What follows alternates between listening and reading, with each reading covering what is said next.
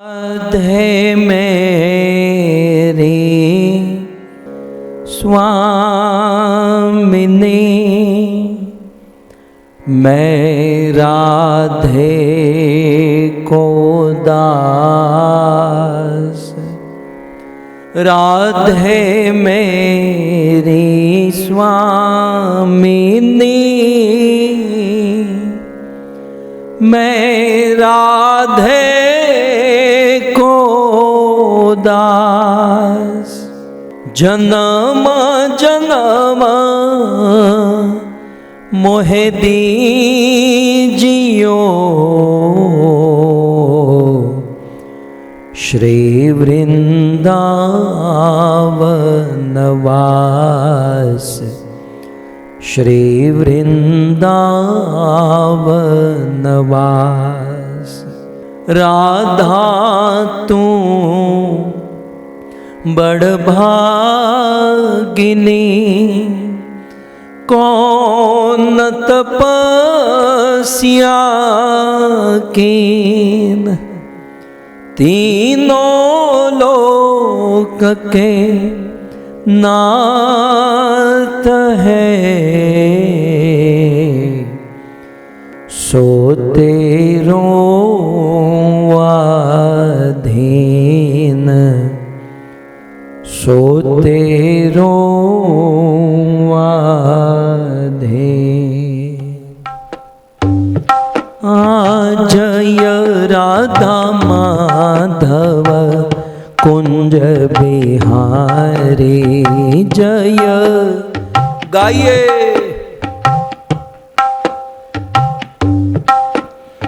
जय राधा माधव कुंज बिहारी,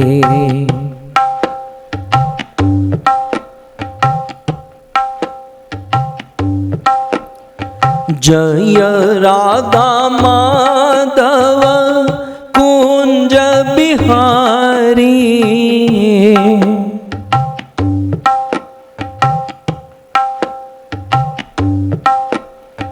जय राधा माधव कुंज बिहारी,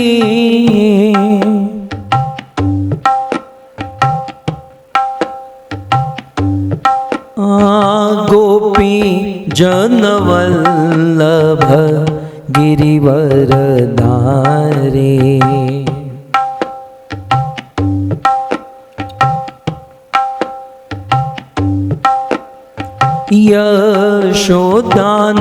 यशोदानंदन ब्रज जन रंजन,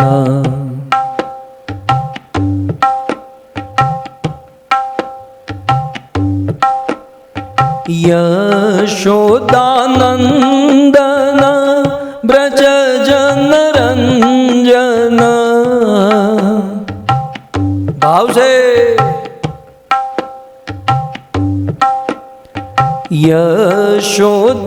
यशोदानंदन ब्रज जन रंजन।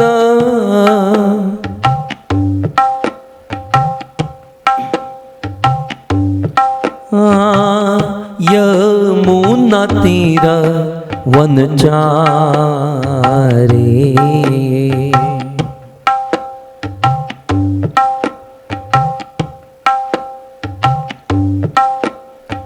जय राधा माधव कुंज बिहारी।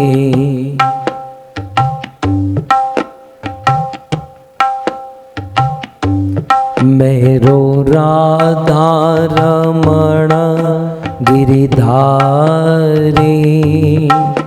गिरिधारी श्याम बनवारी। मेरो राधा गाइए धारी, गिरिधारी श्याम बन। मेरो राधा रमण गिरिधारी, मेरो राधा गिरि मेरो राधा रमण गिरिधारी, मेरो राधा रमण गिरि, मेरो राधा रमण गिरिधारी, गिरिधारी श्याम बनवारी, मेरो राधा रमण गिरिधारी, गिरिधारी श्याम बनवारी, गोविंद मेरो है गोपाल मेरो है, पाल मेरो, गोविंद मेरो है गोपाल मेरो है।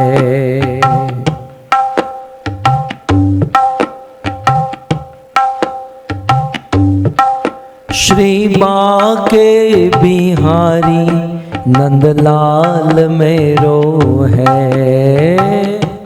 के बिहारी नंदलाल मेरो है, श्री बांके बिहारी नंदलाल मेरो है, श्री बांके बिहारी नंदलाल मेरो, गोविंद मेरो है गोपाल मेरो है, गोविंद मेरो है गोपाल मेरो,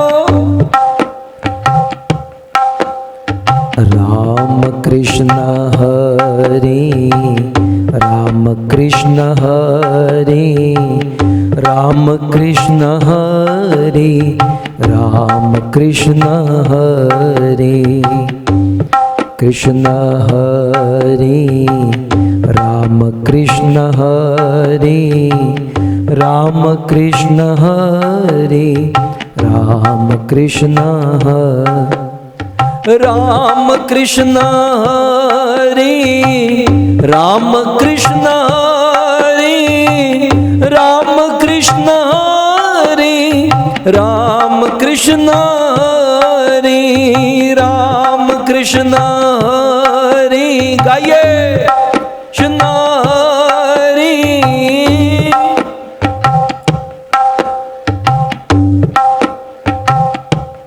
जय जय राम कृष्ण हरि, राम कृष्ण हरि, राम कृष्ण हरि, राम कृष्ण हरि, राम कृष्ण हरि, राम कृष्ण हरि, राम कृष्ण हरि, राम कृष्ण,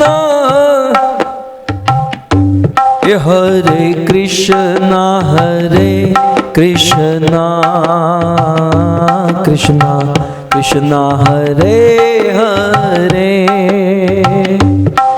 हरे राम राम राम हरे हरे, गाइए हरे कृष्णा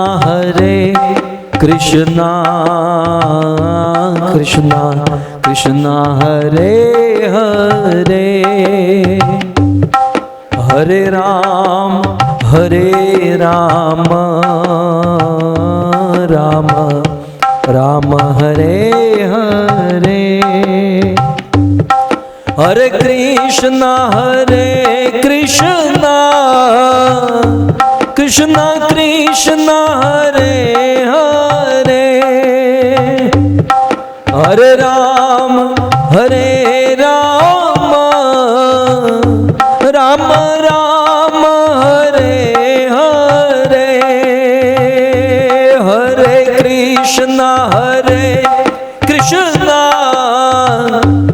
कृष्णा कृष्णा हरे हरे, हरे राम राम राम हरे हरे,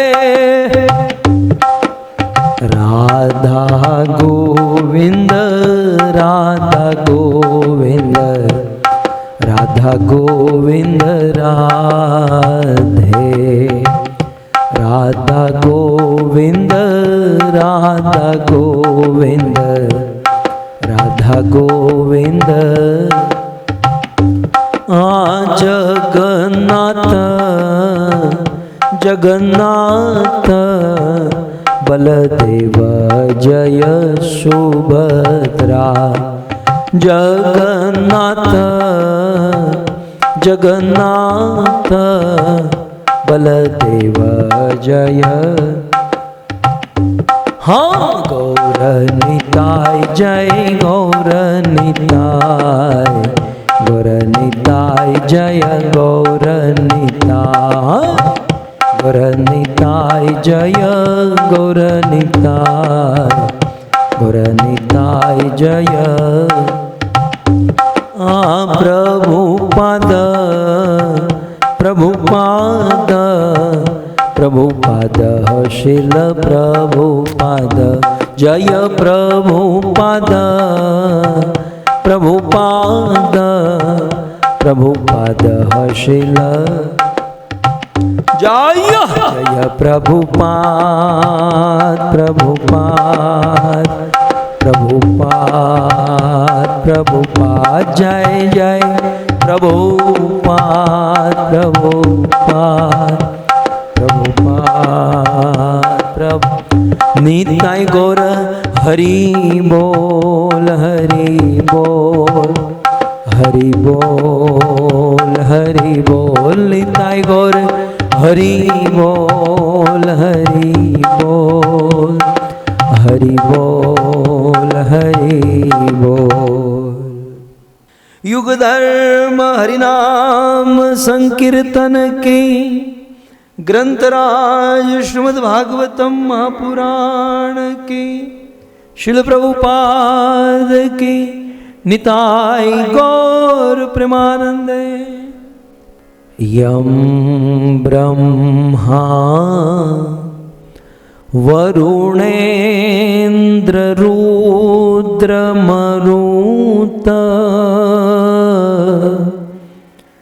स्तुवन्ति दिव्येस्तवे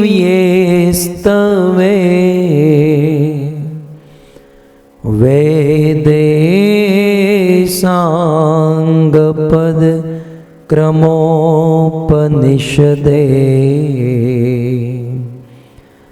गायन्ति यं सामगा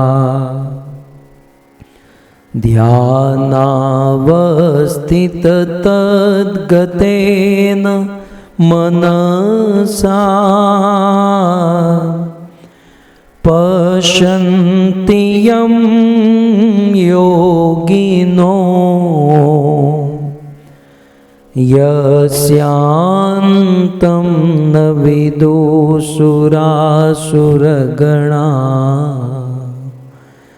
देवाय तस्मै नमः। कृष्ण त्वदीयपदपङ्कजपञ्जरान्ते अद्यैव मे विशतु मानसराजहंस।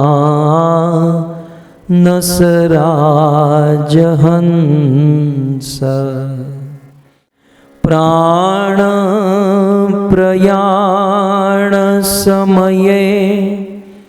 कपवातपीते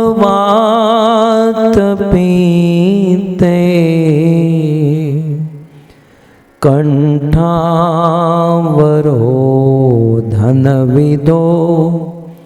स्मरणं कुतस्ते। करारविन्दे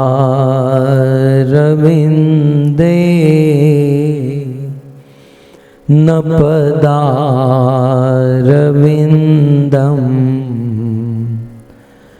मुखारविन्दे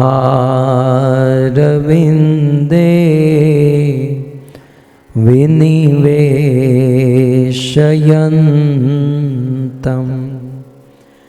वटस्य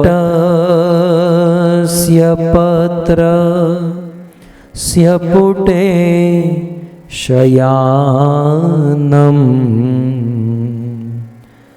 बालं मुकुन्दं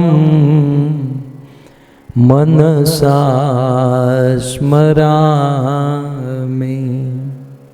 ॐ नमो भगवते वासुदेवाय।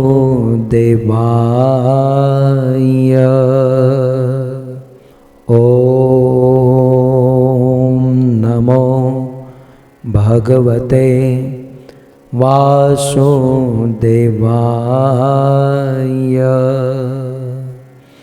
ॐ नमो भगवते वासुदेवाय।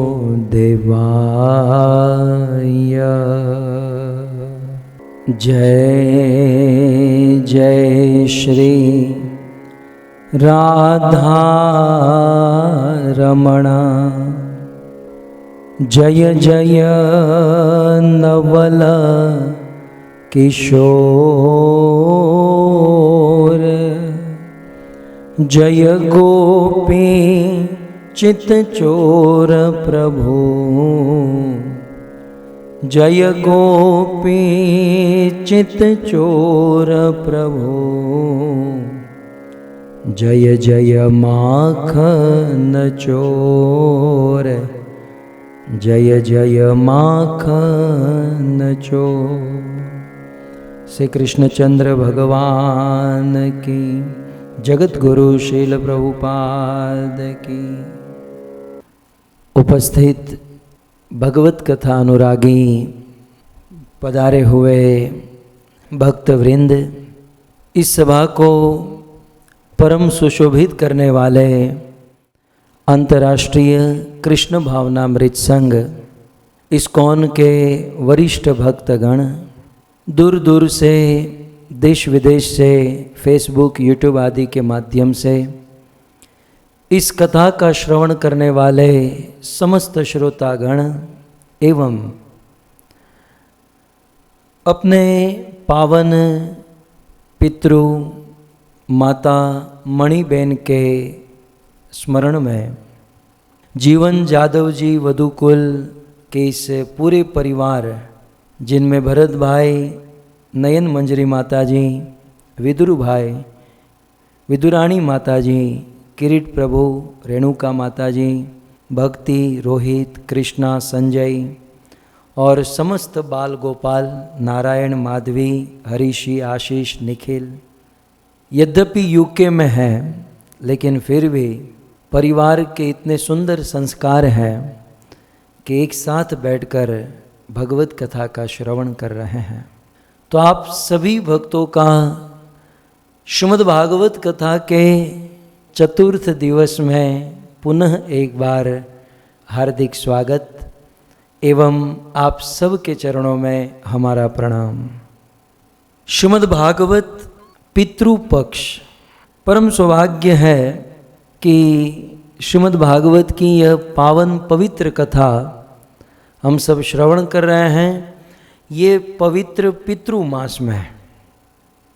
गत सत्र में हमने पितृ के विषय में, प्रेत के विषय में, किस प्रकार से ये विज्ञान है, न केवल हमारे सनातन धर्म का मात्र विश्वास, अपितु यह एक बहुत बड़ा साइंस है, विज्ञान है, जिसका वर्णन स्वयं भगवान ने किया और हमारे देश के ऋषि मुनियों ने किया। श्रीमद् भागवत में, भगवत गीता में, रामायण में अनेकों स्थान पर पितृ महिमा, श्राद्ध महिमा, पितृपक्ष महिमा, बहुत सारी बातें बताई गई हैं। हम इन पुष्पों को चुनते हुए इस भागवत कथा के द्वारा पावन पितरों का भी हम स्मरण करें। सर्वप्रथम भगवत गीता, जिसका अभ्यास लगभग आप सब ने किया है, और गीता के और कोई अध्याय जाने या न जाने, पहला अध्याय तो सब लोग जानते हैं, क्योंकि भाव आता है, मूड होता है, गीता पढ़ने बैठते हैं, पहला अध्याय, दूसरा, तीसरा, तब तक थक जाते हैं। फिर 6-8 महीने के बाद फिर से गीता उठाते हैं, फिर से पहला अध्याय शुरू करते हैं, पहला, दूसरा, फिर थक जाते हैं, 2-5 महीने के बाद फिर से। तो पहला अध्याय तो सबको पक्का हो गया है, भगवत गीता का पहला अध्याय सबको याद है। श्रीमद् भगवत गीता के प्रथम अध्याय में यूं तो कृष्ण ने गीता प्रारंभ की दूसरे अध्याय के 11वें श्लोक से, अशोच्यानन वशोत्सत्वम प्रज्ञावादांश भाष्य गता सुन अगता सुंश नानु शोचंती पंडिता, इन सब श्लोकों के द्वारा श्रीमद् भगवत गीता के प्रथम अध्याय में भगवत गीता की भूमिका है। हमारे श्रील प्रभुपाद इसे सैन्य निरीक्षण कहते हैं। ये प्रथम अध्याय जो है सैन्य निरीक्षण।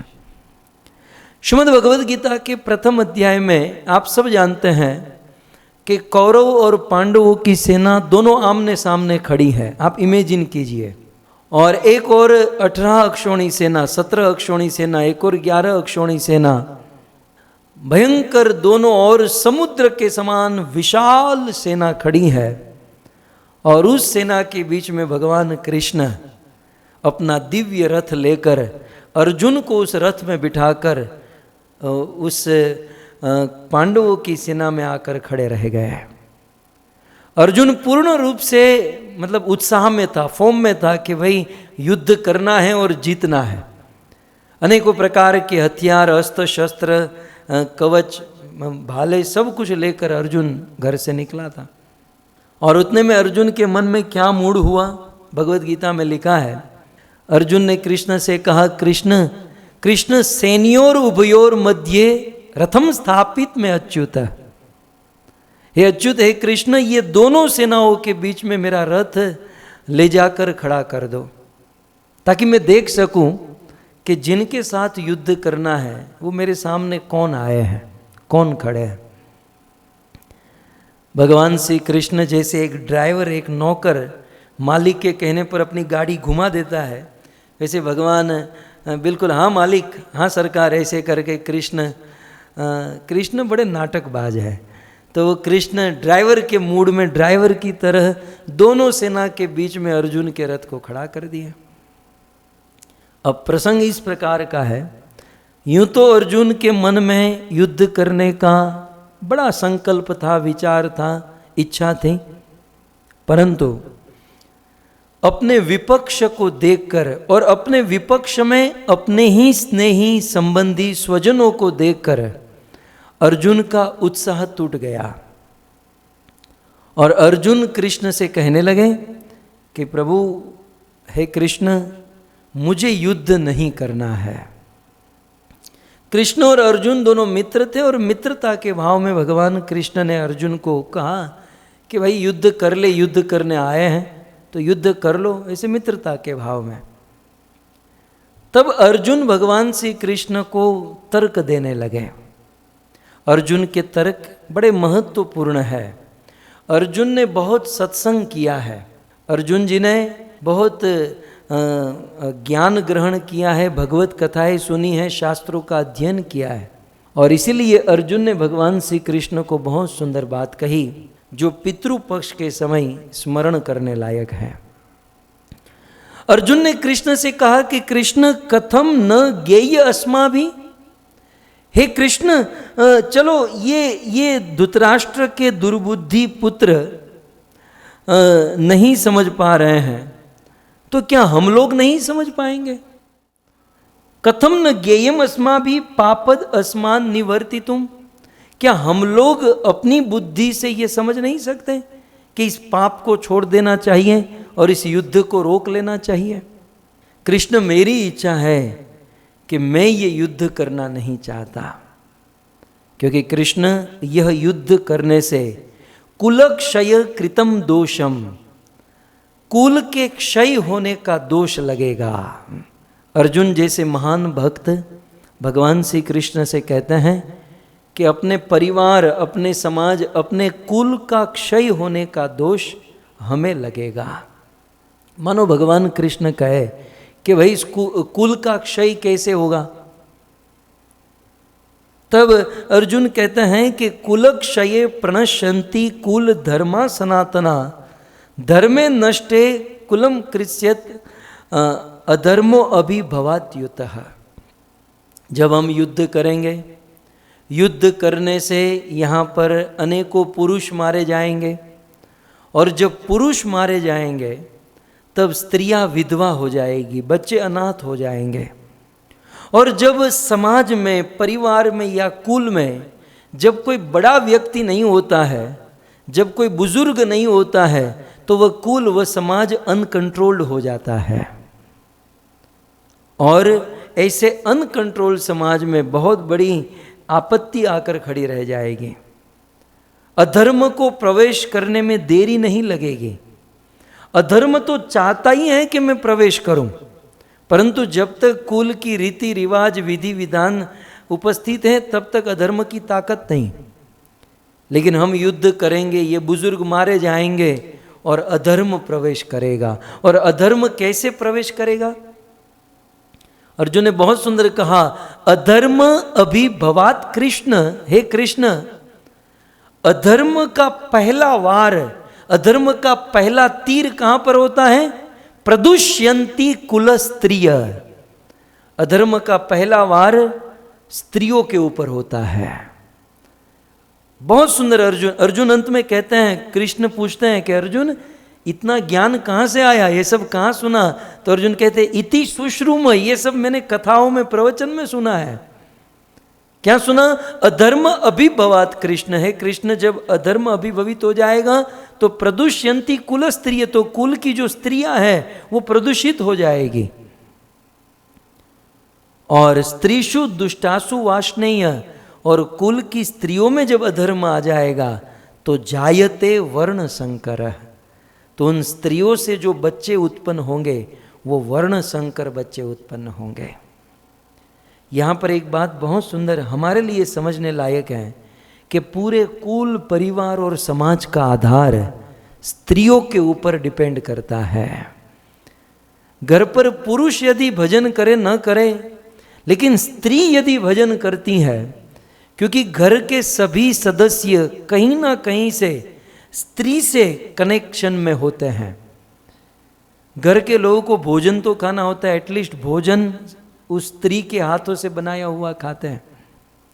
इसलिए माताएं यदि भक्ति करती हैं और घर के अन्य सदस्य भक्ति नहीं करते तो चिंता करने की आवश्यकता नहीं, क्योंकि घर में माँ, बहन या यदि कोई स्त्री भक्ति करेगी तो आज नहीं तो कल घर में भक्ति आएगी। क्योंकि भोजन करना, उठना बैठना जो भी है वो स्त्री से कनेक्शन में होते हैं घर के सभी लोग। लेकिन हाँ, घर के अन्य लोग भक्ति करते हैं और स्त्री भक्ति नहीं करती है तो रिस्क है, तो खतरा है। गीता के प्रथम अध्याय में ये बात बताई गई है। क्योंकि अधर्म का प्रवेश जो है वो स्त्रियों के द्वारा होता है। अधर्म जो है पहले स्त्रियों की बुद्धि को खराब करता है और स्त्रियों के द्वारा फिर अधर्म को फैलाता है। सो अधर्म अभिभवात कृष्ण प्रदुष्यंती कुल स्त्रिय, और स्त्रीषु दुष्टासु वाष्णेय, और स्त्री यदि प्रदूषित हो गई तो जायते वर्ण संकर, तो वर्ण संकर प्रजा उत्पन्न होंगी, वर्ण संकर उत्पन्न होंगे। तो मानो कृष्ण अर्जुन से कहे तो ठीक है, अब क्या फर्क पड़ता है, जैसे भी बच्चे पैदा हो क्या फर्क पड़ता है। अर्जुन कहते हैं नहीं नहीं, कृष्ण संकरो नरकायेव कुल ज्ञान कुलस्य च। ये वर्ण संकर बेटे जो है, वर्ण संकर जो प्रजा है, वे अपने कुल को खत्म कर देंगे। क्यों? क्योंकि पतंती पितरो येषा लुप्त पिंडोदकः क्रिया। क्योंकि वर्ण संकर बच्चे अपने पितरों की पिंड क्रिया नहीं करेंगे, श्राद्ध क्रिया नहीं करेंगे। और ये पिंड क्रिया, श्राद्ध क्रिया, अंत्येष्टि क्रिया नहीं करेंगे। इसलिए पतंती पितरो येषा, उनके पितर मानो कहीं अच्छे जगह पर भी गए हो तो वहां से उनका पतन होगा। श्रीमद् भगवद गीता के प्रथम अध्याय में ये पितृपक्ष, पितरों की महिमा का वर्णन आया। सो पतंती पितरो येषा लुप्त पिंडोदक क्रिया। इसलिए ये पिंडोदक क्रिया जिसके अंतर्गत अंत्येष्टि क्रिया, पिंडदान और श्राद्ध कर्म, ये सारी क्रिया आती हैं। और ये यदि लुप्त हो जाएगी तो पितरो पतंती, हमारे पितरु पतित होंगे।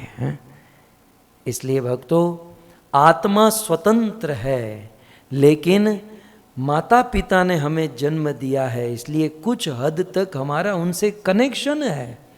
कल एक प्रभु जी ने बहुत सुंदर पूछा था, और जिज्ञासा होनी भी चाहिए। जब जिज्ञासाएं करेंगे तब जाकर ये सारे पैरामीटर जो है वो परफेक्ट क्लियर होंगे कि भाई कर्म तो जीव को अपने कर्म स्वयं अपने को ही भोगतने होते हैं। तो फिर यहाँ पर बेटा श्राद्ध करे और पिता को कैसे फल मिलता है? अपने कर्म अपने को ही भोगतने होते हैं, लेकिन फिर भी आप जिसके साथ रहते हो उनके कर्म आपको थोड़े बहुत इफेक्ट करेंगे। आप किसी समाज में हो, आप किसी संस्था में हो, संस्था में रहकर सब लोग अपने अपने कर्म भोगतते हैं, लेकिन संस्था में यदि कोई आपत्ति आई तो इफेक्ट तो करेगा, वो कर्म जो है वो इफेक्ट करेगा, चाहे समाज हो, संस्था हो, कहीं भी हो। फॉर एग्जाम्पल, यदि हमारे पितृ, हमारे माता पिता करोड़ों रुपये कमाए हैं और वो करोड़ों रुपये छोड़कर चले गए, तो उस पर स्वाभाविक अधिकार किसका होगा? है ना? माता पिता करोड़ों रुपये छोड़कर गए हैं और मर गए, तो स्वाभाविक वह अधिकार उनके बच्चे का हो जाएगा। और स्वाभाविक वो बेटा भी बिल्कुल मेंटली प्रिपेयर होता है, कोर्ट कचहरी सब मेंटली प्रिपेयर होती है कि माँ बाप यदि पैसे छोड़कर गए हैं तो उस पर अधिकार उनके बेटे का है। तो जब पैसे छोड़कर गए हैं तो उस पर अधिकार है, उस पर तो हम अधिकार जमाते हैं। वहां तो ऐसा नहीं कहते हैं कि उनका कर्म, ये पैसे गवर्नमेंट को जमा करा देंगे, वो तो उनका कर्म है, हमारा कर्म नहीं है। हम माता पिता के छोड़े हुए पैसे को भोगत सकते हैं, तो उसके अनुसार यदि माता पिता कुछ माइनस करके गए हैं, मान लो किसी का करके चले गए हैं, किसी का लोन या उधार छोड़ कर गए हैं, तो भी उनके बेटे को चुकाना होगा, नहीं तो उनकी गति नहीं होगी। सो माता पिता कुछ छोड़ कर गए हैं, उस पर भी बेटे का अधिकार है, कुछ बाकी रख कर गए हैं, वो भी बेटे को सॉल्यूशन करना चाहिए। इवन पाप पुण्य के अनुसार बेटा माँ बाप को हेल्प कर सकता है, केवल बेटा ही नहीं, माँ बाप भी बेटे को हेल्प कर सकते हैं। बहुत सारी बातें हैं, हम समय समय पर धीरे धीरे करके इनको क्लियर करेंगे। अभी भगवत गीता में आ जाइए। अर्जुन जी कहते हैं कि संकरो नरका ये व कुल ज्ञाना कुल से च पतंती पितरो येषा लुप्त पिंडोदक क्रिया। ये पिंड उदक क्रिया यदि नहीं करेंगे तो पितरह पतंती, पितरों का पतन हो जाएगा। और इसीलिए ये सारा दोष कृष्ण हमें लगेगा, इसलिए कृष्ण हमें युद्ध नहीं करना चाहिए। ठीक है, ये बात अर्जुन ने कही। फिर ये बात सुनकर अर्जुन कृष्ण के शरणों में गिर गए, मैं कंफ्यूज हूँ, मुझे क्या करना चाहिए। तो भगवान कृष्ण ने अर्जुन को आत्मा का ज्ञान दिया।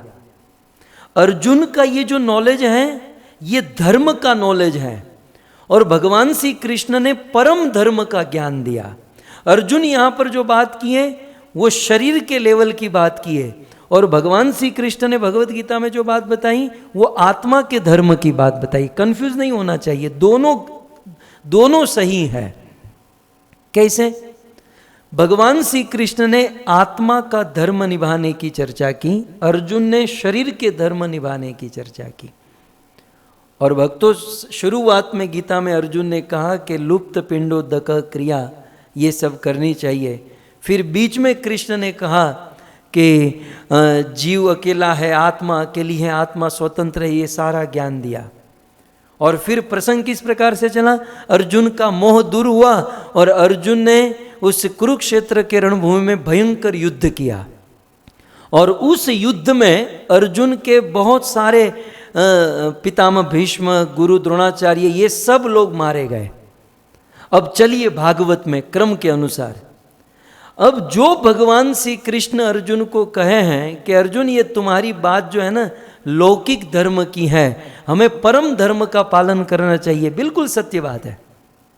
लेकिन जब अर्जुन के पितामह भीष्म, अर्जुन के सगे संबंधी की जब मृत्यु हो गई, महाभारत का युद्ध जब समाप्त हो गया, तब श्रीमद् भागवत में, श्रीमद् भागवत के प्रथम स्कंद के लगभग 9वें अध्याय में ये वर्णन है कि स्वयं भगवान कृष्ण अर्जुन, युधिष्ठिर, नकुल, सहदेव, भीम और द्रौपदी और कुंती को लेकर अपने पितरों का तर्पण करने के लिए गंगा के तट पर लेकर गए। श्लोक आपके सामने है, आप इसे देख सकते हैं। अथह ते संपरेतानां स्वानाम उदक ईच्छतां दातुं सकृष्णा गंगायां दातु सकृष्णा गंगायां पुरस्कृत्य ययुस्त्रिय पुरस्कृत्य ययुस्त्रियः। अब ये भगवत गीता हो जाने के बाद और गीता सुनने के बाद युद्ध हो गया और युद्ध के बाद की बात है। श्लोक समझ सकते हैं। अथ अथ ते संपरेता नाम, संपर माने युद्ध। युद्ध हो जाने के बाद भगवान श्री कृष्ण ने क्या किया? कहते हैं स्वानाम उदक इच्छताम। बहुत सुंदर श्लोक है, आप इस शब्द को पकड़ सकते हैं। इस श्लोक के दूसरे लाइन में देखिए, स्वानाम, स्वानाम माने स्वजन। भगवान श्री कृष्ण ने देखा कि अर्जुन के, पांडवों के बहुत सारे स्वजन मर गए हैं और भगवान श्री कृष्ण पांडवों के सखा हैं, मित्र हैं, पांडवों के प्रिय हैं। तो कृष्ण ने देखा कि अथ ते संपरेता नाम, युद्ध के बाद उस युद्ध में स्वानाम माने स्वजन, कई सारे स्वजनों की मृत्यु हो गई। और जब स्वजनों की मृत्यु हो गई तो मरने के बाद स्वजन अपने स्वजनों से कुछ एक्सपेक्टेशन रखते हैं, कुछ आशा रखते हैं। और क्या आशा रखते हैं? तो संधि विच्छेद में करके आप समझ सकते हैं। स्वानाम उदक इच्छताम, स्वानाम, फिर संधि विच्छेद होगा उदक, उदक माने जल, इच्छताम इच्छा रखते हैं। तो स्वानाम स्वजन गण उदकम, ये तो भागवत का श्लोक है, सूत गोस्वामी बोल रहे हैं और स्वयं भगवान श्री कृष्ण इसमें हाजिर हैं। ये कार्य, ये क्रियाक्रम कृष्ण ही करवा रहे हैं। तो स्वानाम उदक इच्छताम, ये शब्द बड़ा महत्वपूर्ण है। तो भगवान श्री कृष्ण स्वयं पांडवों को लेकर स्वानाम स्वजन जो उदक की इच्छा रखते हैं, तो ये शब्द स्वानाम उदक इच्छताम, हमारे स्वजन जिसका निधन हो गया है, माने हमारे माता हो, पिता हो, हमारे जो भी स्वजन जिसके साथ हमारा रिलेशन है, जिन्होंने हम पर कृपा की है, जिन्होंने हमको पैदा किया, पालन किया, जन्म दिया, जो हमारे साथ कनेक्शन में है, उनकी हमारे ऊपर कुछ आशा होती है। और क्या आशा? बेचारों की बड़ी आशा नहीं होती। आशा क्या होती है? उदक इच्छताम, ये मेरे बेटे, ये मेरे बच्चे मुझे जल पिलाएंगे और जल के साथ साथ मुझे भोजन कराएंगे। क्योंकि भक्तों, मरने के बाद, जैसे मैंने कहा था कि जब ये शरीर छूट जाता है तो भोजन पानी की व्यवस्था नहीं होती। और उस भोजन पानी की व्यवस्था, जैसे मैंने कल आपको कहा कि पितृलोक में अयरमा के द्वारा उस साल में एक दिन ऐसा आता है, श्राद्ध पक्ष, पितृपक्ष में, जिस दिन हम भोजन की व्यवस्था कर सकते हैं। इसलिए हम सारे भक्तों को, हम सारे लोगों को इस पर ध्यान देना चाहिए और हमें हमारे पितरों को, हमारे स्वजनों को इस प्रकार से जल अर्पण करना चाहिए। जब जल की बात आई तो मुझे एक इतिहास याद आ रहा है। आप सब जानते हैं ना कि भारत में 7th वंडर, एक बहुत बड़ी अजायबी है, ताजमहल। आप सब जानते हैं कि ताजमहल किसने बनाया था? शाहजहां ने बनाया था। ऐसा कहते हैं कि अपनी पत्नी मुमताज के याद में शाहजहां ने ताजमहल बनाया। खैर, लेकिन शाहजहां का एक बेटा हुआ औरंगजेब, और शाहजहां के बेटे औरंगजेब ने शाहजहां को ही कारागार में बंद कर दिया। आज भी आप आगरा जाओ अब वहाँ क्यों जाना, लेकिन हम पहले गए हैं तो वो लोग दिखाते हैं कि ये जेल है, इस जेल में औरंगजेब ने अपने पिता शाहजहां को बंद कर दिया था। तो औरंगजेब ने अपने पिता शाहजहां को कारागार में बंद कर दिया और भोजन पानी देना बंद कर दिया, खाना पीना बंद। 1 दिन, 2 दिन, 3 दिन, 4 दिन, 10 दिन बीत गए और 10 दिन औरंगजेब ने अपने पिता शाहजहां को भोजन नहीं दिया और औरंगजेब अपने पिता शाहजहां को कारागार में मिलने के लिए आया। कहा, पिताजी कैसा लग रहा है? मेरे साथ मेरे खिलाफ चले थे, मेरी बात नहीं मान रहे थे, इस कारागार में 10 दिन से आपको भूखा प्यासा रखा जा रहा है, कैसा लग रहा है? तब वह शाहजहां, इतिहास ऐसा कहता है भक्तों, इतिहास में ऐसा लिखा है कि उस दिन शाहजहां ने अपने बेटे औरंगजेब को कहा था कि मुझे लानत हो रही है, मुझे अफसोस हो रहा है कि मेरा जन्म यवन कुल में हुआ, मेरा जन्म मुस्लिम कुल में हुआ। क्यों? क्योंकि धन्य है हिंदू समाज, धन्य है सनातन धर्म, जिस सनातन धर्म में मरने के बाद भी उनके बच्चे अपने माँ बाप को जल अर्पण करते हैं, पितृक्रिया करते हैं, श्राद्ध करते हैं। और तू जीते जी, आज मैं जिंदा हूं और जीते जी मुझे भूखा मार रहा है। तो भक्तों, ये हमारी संस्कृति की गरिमा है और इस गरिमा को दुनिया के सभी लोगों ने, सभी धर्मों ने सराहा है। लेकिन दुर्भाग्य की बात यह है कि हम ही यदि इस संस्कृति को छोड़ देंगे तो फिर हम में और अन्य तथाकथित धर्मों में क्या अंतर रहेगा?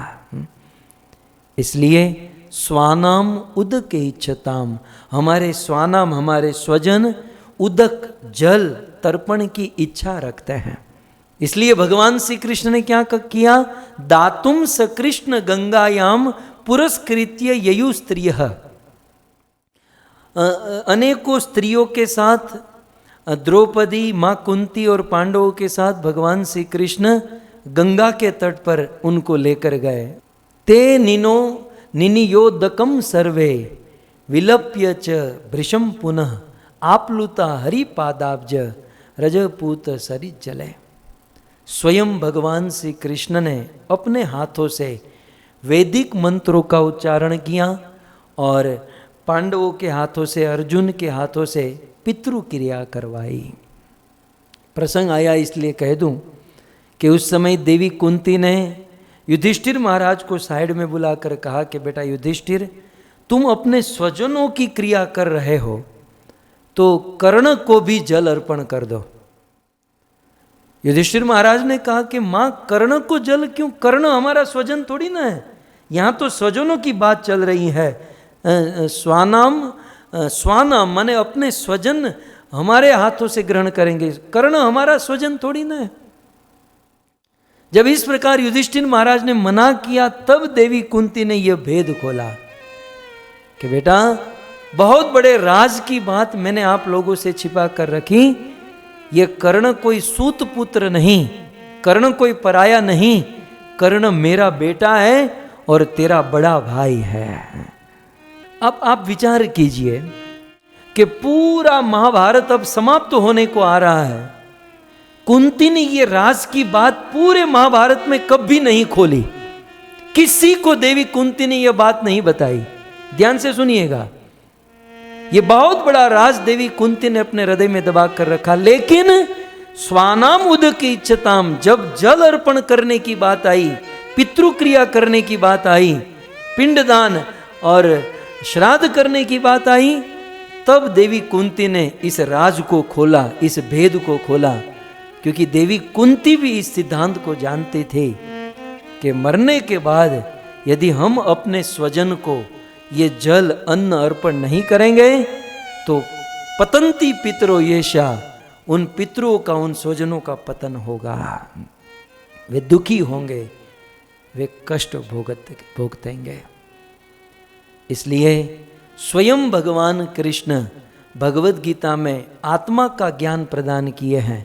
उसी भगवान श्री कृष्ण ने अपने हाथों से, गीता सुनाने के बाद अपने हाथों से ये पिंड उदक क्रिया करवाई। तो इसे हम कैसे समझे? कल विदुर प्रभु ने बहुत सुंदर स्मरण कराया। प्रभु आज मैंने पढ़ा, मैंने बहुत रिसर्च किया और मैंने पढ़ा कि प्रभुपाद तात्पर्य में नहीं लिखते हैं, प्रभुपाद कन्वर्सेशन में या किसी लेटर में ऐसा लिखते हैं।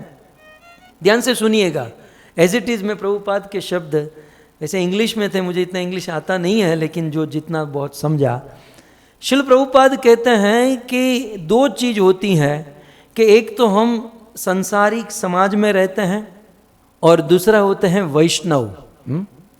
जो सांसारिक समाज में रहते हैं उन्हें समाज की सारी विधि फॉलो करनी चाहिए, समाज की सारी विधि का पालन करना चाहिए।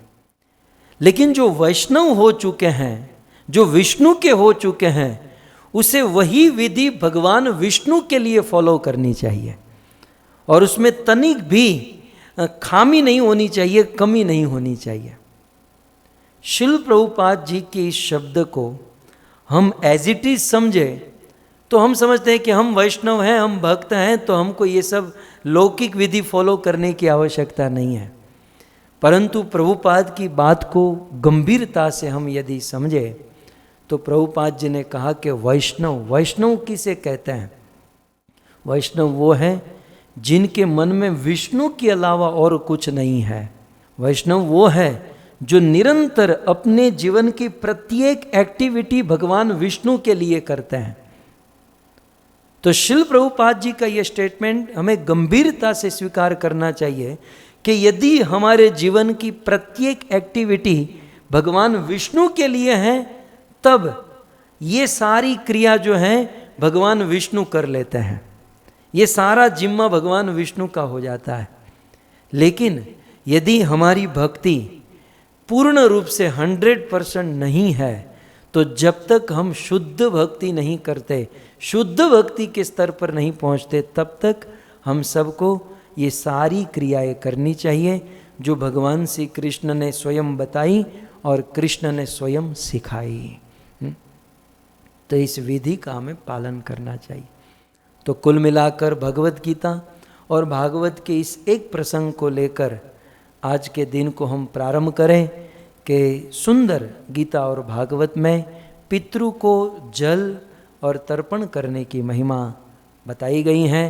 पितृ पक्ष चल रहा है, श्राद्ध पक्ष चल रहा है, और इस श्राद्ध पक्ष में पितरों को प्रसन्न करने के लिए, जैसे मैंने कहा था कल कि जिस तिथि में पितृ का निधन हुआ है उस तिथि में हम श्राद्ध कर सकते हैं, और यदि तिथि हमें याद नहीं है तो एक विशेष तिथि होती है श्राद्ध का अंतिम दिन, उस दिन हम श्राद्ध करते हैं तो पितरों को वह तर्पण प्राप्त होता है। लेकिन ये तो हो गया बेसिक, ये तो सबको बाय डिफॉल्ट करना है।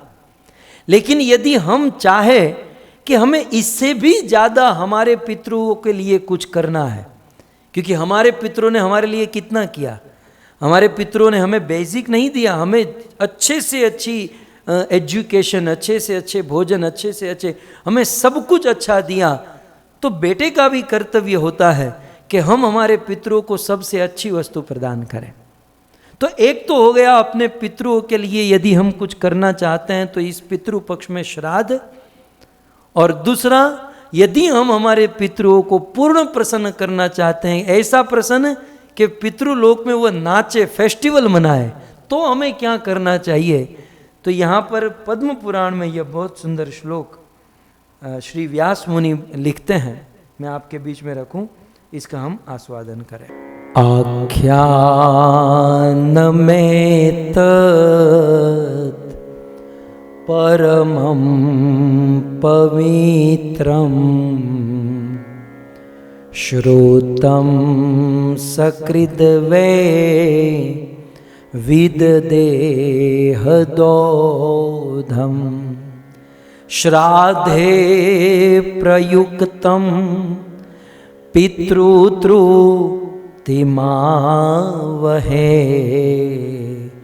श्राद्धे प्रयुक्तं पितृतृप्तिमावहे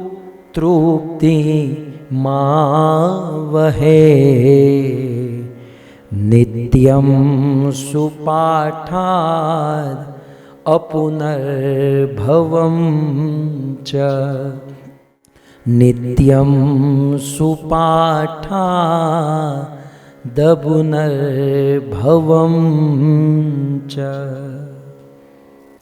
श्री व्यास मुनि ये श्लोक पद्म पुराण में निवेदन करते हैं और यह श्लोक सूत गोस्वामी के द्वारा उच्चारित किया गया है।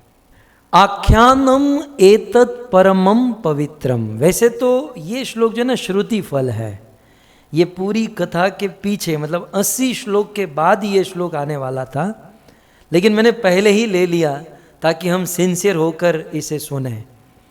कहते हैं ये जो आख्यान में व्याख्यान, ये जो व्याख्या डिटेल में जो बताया जाएगा, माने ये जो कथा है एतत् परमम पवित्रम।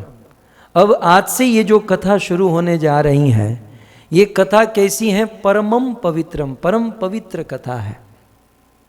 इस कथा को यदि कोई सुनता है, श्रुतम सकृत वे विददेह अघ औधम, कहते हैं कि इस कथा को यदि कोई सकृत वे एक बार भी सुनता है, ये जो कथा होगी अभी आज से जो शुरू हो गई, श्रुतम, श्रुतम माने सुनता है, सकृत्वे माने एक बार भी, सकृत्वे माने थोड़ा भी, जैसे तैसे इस कथा के संपर्क में आ जाए।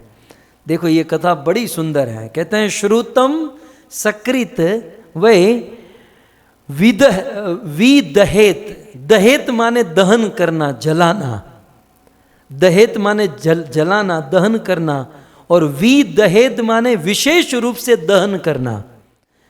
श्रुतम सकृत, सकृत थोड़ी भी इस कथा को यदि कोई सुन लेता है तो विशेष रूप से दहेत, विशेष रूप से वो जलाकर राख कर देता है। किसको? अघो, अघ माने पाप, और अघ औधम, औधम माने बहुत सारे पाप। हमने कम पाप थोड़ी किए हैं, हम तो होलसेल में पाप कर चुके हैं, इसलिए यहां पर कहते हैं औधम। जैसे हम कहते हैं ना धोध बह रहा है, बारिश का धोध हो रहा है, वैसे पाप का धोध, अघ औधम माने पापों का पूरा ओध, धोध, भयंकर बहुत सारे पाप किए हो। लेकिन श्रुतम सकृत, अब ये कथा जो होने जा रही है, इस कथा को कोई सकृत थोड़ा भी सुन लेता है तो सभी पापों से वो मुक्त हो जाता है। विद हेद, वह सभी पापों को जलाकर भस्म कर देता है। चलो ये तो हो गया, कथा जो सुनता है वो सुनने वाले का तो काम हो गया कि सारे पाप जलकर भस्म हो जाएंगे। ठीक है, अब तीसरी लाइन में श्राद्धे, श्राद्धे माने श्राद्ध पक्ष में, पितृ पक्ष में, श्राद्ध पक्ष में प्रयुक्तम, प्रयुक्तम माने सुनने से, बोलने से, पाठ करने से। स्पेशली श्राद्ध पक्ष में इस कथा का पाठ करेंगे, सुनेंगे या श्रवण करेंगे तो क्या होगा? पितृ तृप्ति आवहे। तीसरी लाइन में देख सकते हैं, श्राद्धे प्रयुक्तम, श्राद्ध पक्ष में यदि इसे बोलोगे, सुनोगे, पढ़ोगे तो क्या होगा? पितृ तृप्तिम आवहे, हमारे पितरों की तृप्ति हो जाएगी। अब इसकी व्याख्या में तो आचार्यों ने बहुत सुंदर लिखा, पितृ की तृप्ति माने पितृ नाचने लगेंगे इस कथा को यदि सुनेंगे तो। अब श्राद्ध का भोजन तो करा दिया, वो तो आप सब लोग कराओगे, वो तो होना है, वो तो मैं आपको छोड़ने वाला नहीं, करा कर ही रहेंगे। ठीक है, लेकिन साथ ही साथ हमारे माँ बाप ने हमको बेसिक चीज थोड़ी दी है, केवल रोटी सब्जी थोड़ी खिलाया है, हमें पिज़्ज़ा भी खिलाया, बर्गर भी खिलाया, पार्टियों में लेकर गए, फेस्टिवल, कितना कुछ हमको कराया, तो हमें भी हमारे पितरों के लिए करना चाहिए। तो बेसिक श्राद्ध तो हो गया, लेकिन अब आगे श्राद्धे प्रयुक्तम पितृ तृप्ति माव है।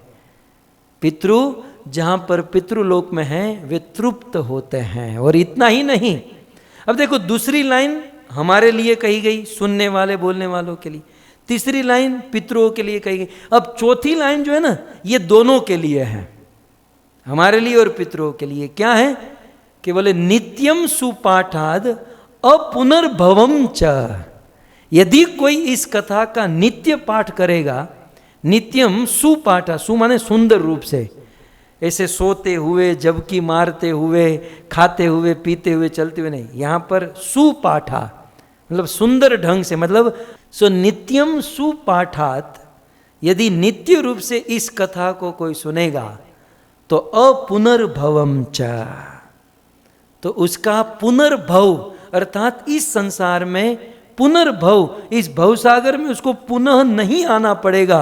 अर्थात आचार्यों ने यहां लिखा अपुनर्भवम च माने सदा सदा के लिए भगवान के धाम वैकुंठ को प्राप्त कर जाएगा। कभी कभी होता है ना कि फ्लाइट निकली है यहाँ से कहीं और जाने के लिए, लेकिन कुछ गड़बड़ हो गई तो बीच में से ही ट्रांजिट से ही कहीं और लेकर चले गए। तो हो सकता है कि हमारे पितृ जा रहे थे कहीं दुर्गति में, लेकिन यह कथा सुनने से नित्यम सुपाठाद अपुनर्भवम च, वहाँ से सीधे वैकुंठ के रास्ते पर पकड़ लेंगे, है ना। ये बात यहाँ पर व्यास मुनि ने बताई है। तो ये समझ में आ गया, लेकिन प्रश्न है यार कथा कौन सी है। इतिहासमिमं पुण्यम शाण्डिल्यो मुनीश्वर पठते चित्रकूटस्थो पठते चित्रकूटस्थो ब्रह्मानंद परिप्लुत ब्रह्मानंद परिप्लुतः। इतिहासम इमं पुण्यम, ये बहुत बड़ा इतिहास है। इतिहास माने, इति माने बीती हुई, हास माने सत्य घटना। ये कोई जैसे कल कथा ना वार्ता रे वार्ता भाभो ढोर चारता नहीं है, ये कोई काल्पनिक बात नहीं, ये सत्य कथा है। तो इतिहासम इमम पुण्यम, ये कथा हमारा इतिहास है। और कैसा है? पुण्यम, पवित्र और पुण्य प्रदान करने वाला है। और यह इतिहास मूल रूप से किसने सुनाया था? कहते हैं शाण्डिल्योपि मुनीश्वर, शाण्डिल्य ऋषि ने यह इतिहास सुनाया था। शाण्डिल्य ऋषि, ब्रह्मा जी से अनेकों वंश प्रारंभ हुए। ब्रह्मा जी से कश्यप ऋषि प्रकट हुए और कश्यप जी के वंश में महर्षि देवल हुए। तो ब्रह्मा जी से कश्यप और कश्यप जी के लगभग दूसरी तीसरी पीढ़ी में देवल ऋषि हुए और उस देवल ऋषि के पुत्र हुए शाण्डिल्य ऋषि। शाण्डिल्य ऋषि के विषय में आता है रघुवंश में, रघुवंश सूर्य वंश में बड़े प्रतापी राजा हुए महाराज दिलीप। सो महाराज दिलीप के शाण्डिल्य ऋषि पुरोहित हुआ करते थे। वक्ता का परिचय दे दूं क्योंकि अब कथा सुननी है हमें। तो महाराज दिलीप के पुरोहित हुआ करते थे और शतानिक हुए एक बहुत बड़े राजा। राजा शतानिक को जब पुत्र कामेष्टि यज्ञ करना था तो शाण्डिल्य ऋषि ने पुत्र कामेष्टि यज्ञ कराया। और एक बात बताऊं, त्रिशंकु राजा को जब स्वर्ग में जाने की इच्छा हुई तब उन्होंने अपने गुरु विश्वामित्र को कहा कि मेरा कुछ कीजिए, मुझे स्वर्ग में भेजिए। तब महर्षि विश्वामित्र ने शाण्डिल्य ऋषि को बुलाया और उनको होता बनाकर शाण्डिल्य ऋषि के द्वारा यज्ञ कराया गया और फिर त्रिशंकु राजा को स्वर्ग में भेजा गया। तो ये थे शाण्डिल्य ऋषि। और शाण्डिल्य ऋषि के विषय में शाण्डिल्य स्मृति भी है, शाण्डिल्य गोत्र भी है, शाण्डिल्य के सूत्र बहुत सुंदर शाण्डिल्य ऋषि मुनि का इतिहास है। तो ऐसे परम महिमावंत शाण्डिल्य ऋषि के द्वारा मूल रूप से ये इतिहास कहा गया है। शाण्डिल्य ऋषि ने ये कथा कहाँ सुनाई थी? चलो ये भी बता देते हैं। ये कथा शाण्डिल्य ऋषि ने पठते चित्रकूटस्थो, चित्रकूट जैसे पवित्र धाम में शाण्डिल्य ऋषि ने ये कथा सुनाई थी। बड़ा रमणीय स्थान है। भगवान रामचंद्र 14 साल के वनवास में भगवान रामचंद्र को सबसे अच्छा स्थान लगा तो वो था चित्रकूट। रामायण में वर्णन है। तो ऐसे पवित्र चित्रकूट जहाँ पर मंदाकिनी गंगा की धारा बहती है, सुंदर वन, ऐसे चित्रकूट में उपस्थित होकर शाण्डिल्य ऋषि ने ये इतिहास, ये कथा सुनाई थी। और यह कथा सुनाते हुए मुझे जो सबसे अच्छी बात लगी, चौथी लाइन, कि यह कथा सुनाते हुए स्वयं शांडिल्य ऋषि ब्रह्मानंद परिप्लुतः। कथा सुनाते हुए शांडिल्य को इतना आनंद आ रहा था, इतना आनंद आ रहा था कि वे ब्रह्म आनंद जानते हैं। हम तो संसार का आनंद ही भूल गए हैं, दुनिया में हंसना ही। मैं तो देखता हूं कभी कभी ऐसे समाज में जाता हूं, हंसना भूल गए हैं, हंसना भूल गए। कुछ लोग मुझे प्रवचन करने के लिए बुलाते हैं, मैं कितना प्रयास करता हूं कि इसमें से 2 तो हंसे, लेकिन नहीं। मुझे ऐसा होता है कि ये घर से कसम खाकर तो नहीं निकले, मर जाएंगे, फना हो जाएंगे, लेकिन हंसेंगे नहीं। हम शहीद हो जाएंगे, लेकिन हंसना नहीं है। कभी कभी हम देखते हैं कुछ लोग हंसना ही भूल गए। और यहाँ पर देखिए हमारे वधुकुल परिवार और भी हमारा पूरा ये अमृत चर्चा का परिवार बिल्कुल प्रसन्न है। तो 2 चीज होती है, ब्रह्मानंद। पहले तो इस दुनिया में कोई आनंद नहीं है, और दुनिया के आनंद से मुक्त जब कोई व्यक्ति हो जाता है तब वो जीरो, दुनिया के सुख दुख से जब मुक्त हो जाता है तो एक 0 लेवल पर पहुंचता है। और फिर ब्रह्म प्राप्ति, भगवत प्राप्ति का जो आनंद है, अब वो तो हम बस केवल सुनना ही रहा, बाकी फीलिंग तो होगी नहीं, बस सुनना ही रहा। अब जिसने रसगुल्ला खाया ही नहीं है उसके सामने बोलो सफ़ेद होता है, बहुत पोचा पोचा मीठा मीठा होता है, खाया ही नहीं है तो बोलकर क्या फ़ायदा। कई बार कुछ लोग होते ना, बहुत पेज भर भर के पत्ते भर देते हैं, इतना लिखते हैं कि बारिश, आज ठंडा सा मौसम था, आज रिमझिम वर्षा, आज घने बादल छा गए। कुछ लोग 50-50 पत्ते में वो बारिश के विषय में लिखेंगे। अरे लिखना छोड़, कुर्ता उतार कर बारिश में जाकर नहा कर आ जा। कुछ लोग बस वो कागज पे ही रखना चाहता है। सो ब्रह्मानंद माने ब्रह्म आनंद में सराबोर, आनंद की बारिश में बिल्कुल स्नान करने वाला, बिल्कुल निरंतर आनंद मग्न। परिप्लुत माने आनंद से घिरे हुए, आनंद से मग्न। तो ब्रह्मानंद परिप्लुत, जब ये इतिहास सुनाया जा रहा था तो शांडिल्य ऋषि परम आनंद में मग्न थे। भक्तों, अक्सर क्या होता है कि बेचारे वक्ताओं की हालत, मतलब मेरे जैसों की बात करो, एक तो बोलना होता है, बोलने के लिए पढ़ना होता है, पढ़ने के लिए श्लोक याद करो, वो याद करो, वो याद करो।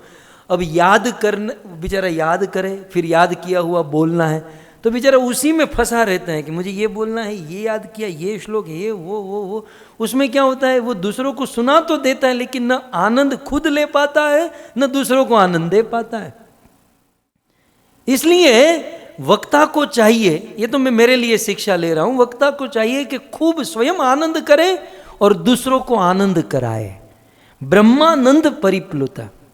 मैंने कुछ दिन पहले भरत भाई ये बात बताई थी कि हमारे समाज में क्या हुआ है, खास करके चैतन्य महाप्रभु और हमारे इस्कॉन समाज में, कि बहुत सुंदर प्रभुपाद की आज्ञा, चैतन्य महाप्रभु की आज्ञा कि भाई साधना करो, आचरण करो। तो खूब साधना होती है, खूब आचरण होता है। और फिर क्या आज्ञा है, प्रचार करो। प्रीचिंग इज एसेंस, प्रचार करो, प्रचार करो। बस रात दिन प्रचार के भूत में लगे रहते हैं, प्रचार प्रचार प्रचार। तो हमारे वहां क्या हुआ, साधना हो रही है, प्रचार हो रहा है, और दोनों टॉप लेवल का है। लेकिन इस बीच में एक चीज मिस हो रही है, और वो मिस क्या हो रहा है जानते हैं, आस्वादन। आस्वादन जो है ना, ये हम मार खा रहे हैं।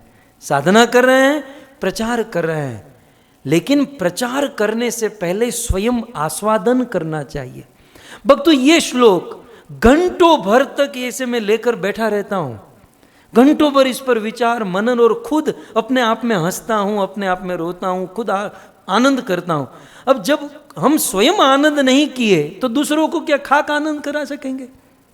कहने का अर्थ यह है कि साधना उत्तम, प्रचार उत्तम, लेकिन इस बीच में आस्वादन जो है ना, ये महत्वपूर्ण है।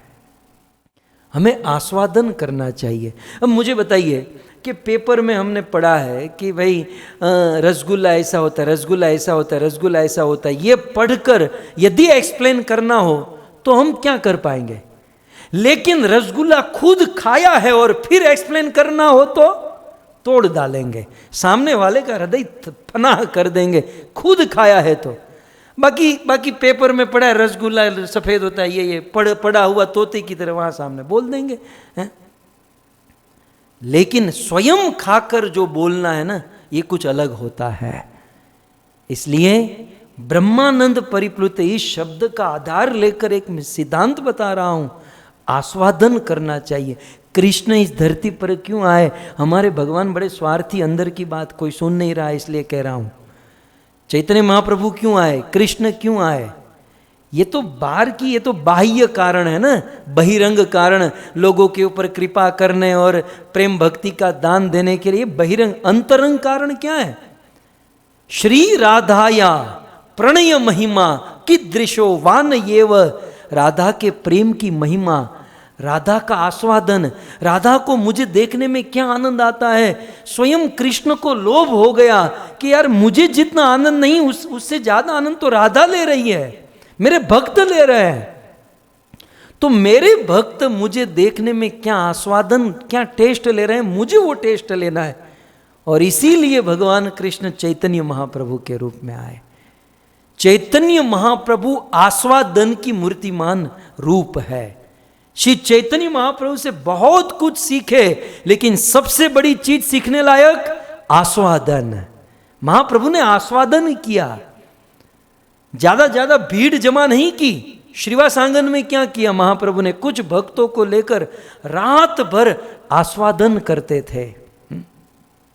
और आस्वादन जो है ना, अपने टाइप के लोगों में ही होता है। आस्वादन करने में कोई एक भी विपरीत दिमाग वाला आदमी आ गया तो आस्वादन नहीं होता। चैतन्य महाप्रभु ने दिखाया ना, श्रीवास आंगन में रात भर कीर्तन करते, लेकिन वो एक ब्राह्मण आना चाहता था, नहीं आने दिया, श्राप दे दिया उस ब्राह्मण ने, महाप्रभु ने नहीं आने दिया, क्योंकि ये आस्वादन है। और आस्वादन स्वयं करें, फिर जब प्रचार करेंगे तब स्वयं भी आनंद लेंगे, दूसरों को भी आनंद करा पाएंगे। इसलिए स्वयं आस्वादन करें, खूब आस्वादन।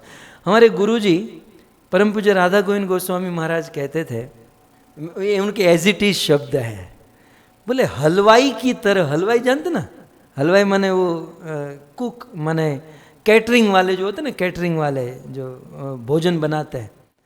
गुरुदेव कहते थे कि हलवाई की तरह दूसरों के लिए ही भोजन नहीं बनाते रहना चाहिए, कभी कभी अपने लिए भी कुछ खाना चाहिए। हमारा क्या होता है ना, एक कीड़ा अंदर चला गया है, कुछ भी सुनो लिखेंगे, क्यों? क्योंकि हमको प्रचार करना है। कुछ भी सुनो लिखेंगे, क्योंकि हमको प्रीचिंग करना है। कुछ भी सुनो लिखेंगे, मतलब वो जो हम सुन रहे हैं फिर एक आदत बन जाती है कि ये जो सुन रहे हैं ये हमारे लिए नहीं है, ये दूसरों के लिए है। और फिर होता क्या है कि हम जो सुनते हैं वो दूसरों को बोलने की भावना से सुनते हैं, और फिर जब हम वो पढ़ा लिखा हुआ दूसरों को सुनाते हैं तो वही चेतना सुनने वाले में ट्रांसफर होती है। हमने दूसरों को सुनाने की भावना से सुना है, और उसी भावना से हम दूसरों को सुनाएंगे तो दूसरा तीसरा भी जो थर्ड पार्टी सुनेगी वो इसी भावना से सुनेगी कि ये हमको पालन नहीं करना है, ये दूसरों को सुनाना है। तो एक नई परंपरा शुरू हो जाती है, किसकी? स्वयं आस्वादन नहीं, दूसरों को सुनाने की परंपरा शुरू हो जाती है। कहीं इसमें हम लोग फंसे हुए तो नहीं है, ये ध्यान रखना चाहिए। मैं तो मेरी बात कर रहा हूँ, कहीं मैं तो फंसा हुआ नहीं। इसलिए यहाँ पर बड़ा सुंदर शब्द है, ब्रह्मानंद परिप्लुत। ये भजन रस जो है स्वयं आस्वादन करे, बाद में दूसरों को। अब सीधी सी बात है, जब जेब में $1 एक पैनी नहीं है और कितनी भी करुणा हो, क्या दे पाएंगे हम, है ना? पहले स्वयं अपना धन, अपना आस्वादन हो और फिर हम दूसरों को प्रदान करें। हृदय में राधा कृष्ण की लीला रम रही हो, हृदय में भगवान लीला कर रहे हो, और फिर कुछ 2-5 शब्द समाज में बोलें तो सुनने वाले भी प्रसन्न और बोलने वाले भी प्रसन्न होते हैं। इसलिए आस्वादन करना। भक्तों, आज सबके बीच में कहूँ, मैं बहुत सौभाग्यशाली हूँ शिल प्रभुपाद ने बहुत कुछ दिया। शिल प्रभुपाद जी की कृपा से परम पूज्य राधा गोविंद गोस्वामी महाराज का आश्रय मिला और परम पूज्य राधा गोविंद गोस्वामी महाराज ने खास करके हम लोगों के ऊपर इसी बात पर जोर दिया, आस्वादन करें, आस्वादन करें। और गुरुदेव ने भागवत को एक एक श्लोक के एक एक शब्द लेकर आस्वादन, अपना गुजराती में भरतभाई कहवाय पाथीए पाथीए तेल न खाए वो हमने हैं, जैसे वो माताएं होती ना ऐसे बाल को करके फिर तेल डालती हैं, तो श्रीमद् भागवत को हमने आस्वादन करवाया। सदैव कहते थे, बहुत सारी बातें हम समाज में नहीं बोल सकते, लेकिन कभी डांटते भी थे और अन्य वस्तु से दूर हटाकर आस्वादन के ऊपर जोर देते, क्योंकि स्वयं आस्वादन नहीं करोगे दूसरों को क्या करा पाओगे। मैं ऐसा नहीं कह रहा हूं कि मैं बहुत आस्वादन कर चुका हूं, लेकिन मेरा लक्ष्य तो है, मेरी इच्छा सबसे पहले ये होती है कि हम स्वयं आस्वादन करें। पढ़ लिया, लिख लिया, बोल दिया, ये कोई बात है? रसगुल्ला बनाया, ये किया, खिला दिया, अरे खुद जब तक नहीं खाएंगे, टेस्ट नहीं करेंगे, तब तक कैसे? तो यहाँ पर शांडिल्य ऋषि यह इतिहास चित्रकूट में बैठकर सुनाने जा रहे हैं और सुनाते हुए स्वयं आनंद में मग्न है। जब कथा सुनाने वाला स्वयं आनंद में होता है तो सुनने वाला नो डाउट आनंद में होता ही है, इसमें कोई प्रश्न नहीं की बात नहीं होती है। तो यह सुंदर इतिहास, इतिहास फिर से याद करा दूं, इस इतिहास के विषय में क्या कहा था कि श्रुतम सकृत, थोड़ा सुनते हैं तो विदधेद अघ औधम, पाप की संपूर्ण राशि को जलाकर भस्म कर देते हैं, स्वयं सुनते हैं। और श्राद्धे प्रयुक्तम, इस श्राद्ध पक्ष में, पितृ पक्ष में सुनते हैं तो पितृ तृप्ति माव है, पितरों की तृप्ति होती है। और निरंतर सुनते रहे, नित्यम सुपाठाद, निरंतर यदि सुनते रहे तो अपुनर्भवम च, तो दूसरी बार जन्म नहीं लेना पड़ता, सदा सदा के लिए भगवान के धाम को प्राप्त करते हैं। तो अब आप सबका प्रश्न होगा कि भाई अब ये बताओ, कथा की महिमा पता चल गई, कथा के वक्ता पता चल गए, कथा का स्थान मिल गया, लेकिन ये कथा कौन सी है? आख्यान में तत् परमं पवित्रं श्रुतं सकृत में विददेह गोदम श्राद्धे प्रयुक्तं पितृतृप्ति मावहे नित्यं सुपाठात् अभुनर्भवं च। इस कथा के मूल वक्ता शांडिल्य ऋषि हैं और तत्पश्चात ये कथा ब्रह्मा जी के प्रथम 4 पुत्र सनक, सनातन, सनंदन, सनत कुमार जो है, ये नारद मुनि को सुनाते हैं। चित्रकूट में शांडिल्य ऋषि, बद्रीनाथ धाम में सनत कुमार नारद मुनि को, और सनत कुमार ने नारद मुनि को ये कथा सुनाई। यही कथा नैमिषारण्य में सूत गोस्वामी, शौनक आदि 88,000 ऋषि मुनियों को सुनाते हैं। तो हमारे पास ये श्लोक कहाँ से आया? सूत गोस्वामी से आया। और लिखा किसने? श्री वेदव्यास मुनि ने।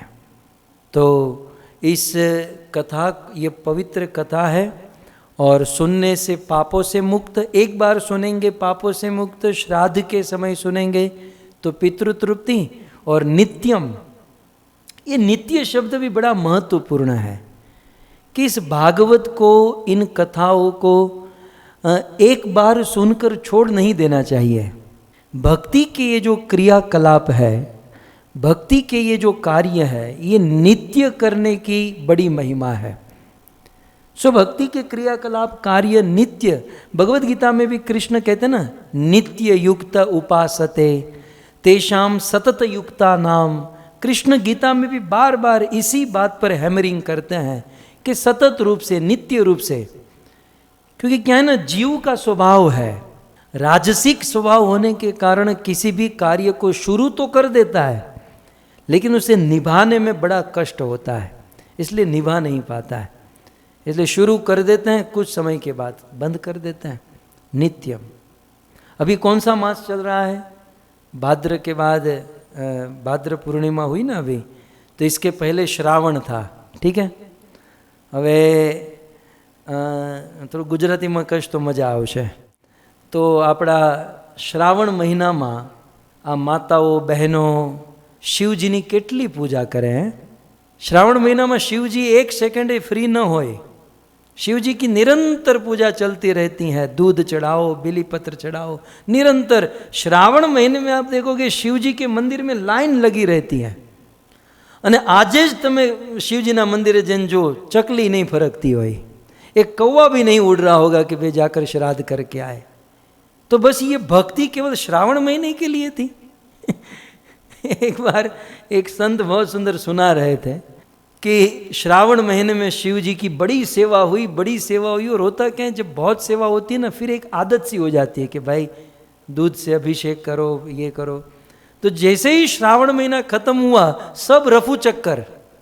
शिव जी ने मंदिर में ऐसे राह देखते हैं, कोई तो आए, कोई नहीं। ये भाद्र मास चल रहा, भाद्र में कोई नहीं। शिव जी ने नंदी को भेजा, नंदी यहाँ वहाँ थोड़ा घूम के आओ और 2-5 ग्राहक को तो लेकर आओ, ताकि तेरा पेट भरे, मेरा पेट भरे। यार श्रावण के बाद तो हम भूखे मर रहे हैं। नंदी को भेजा, नंदी से कुछ नहीं हुआ। शिव जी ने अपने गणों को भेजा, यार किसी को तो खोज कर लाओ, पापी तापी भी चलेगा, लेकिन कोई तो मंदिर में बुलाओ। लेकिन कोई मंदिर में नहीं। तो बहुत मेहनत की, श्रावण महीने के बाद कोई नहीं मिला, तो शिव जी ने वीरभद्र को भेजा। वीरभद्र, अब एक ही काम बचा है। बोले क्या प्रभु? बोले एक जोड़ी करताल लेकर आओ।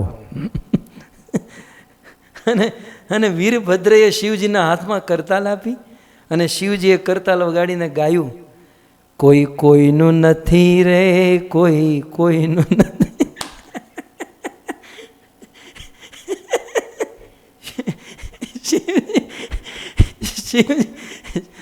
શિવજી કોઈ કોઈનું નથી રે, કોઈ કોઈનું નથી, આ દુનિયામાં કોઈ કોઈનું નથી। વીરભદ્ર, નંદી, આ બસ આ ભક્તિ માત્ર શ્રાવણ મહિનાની હતી।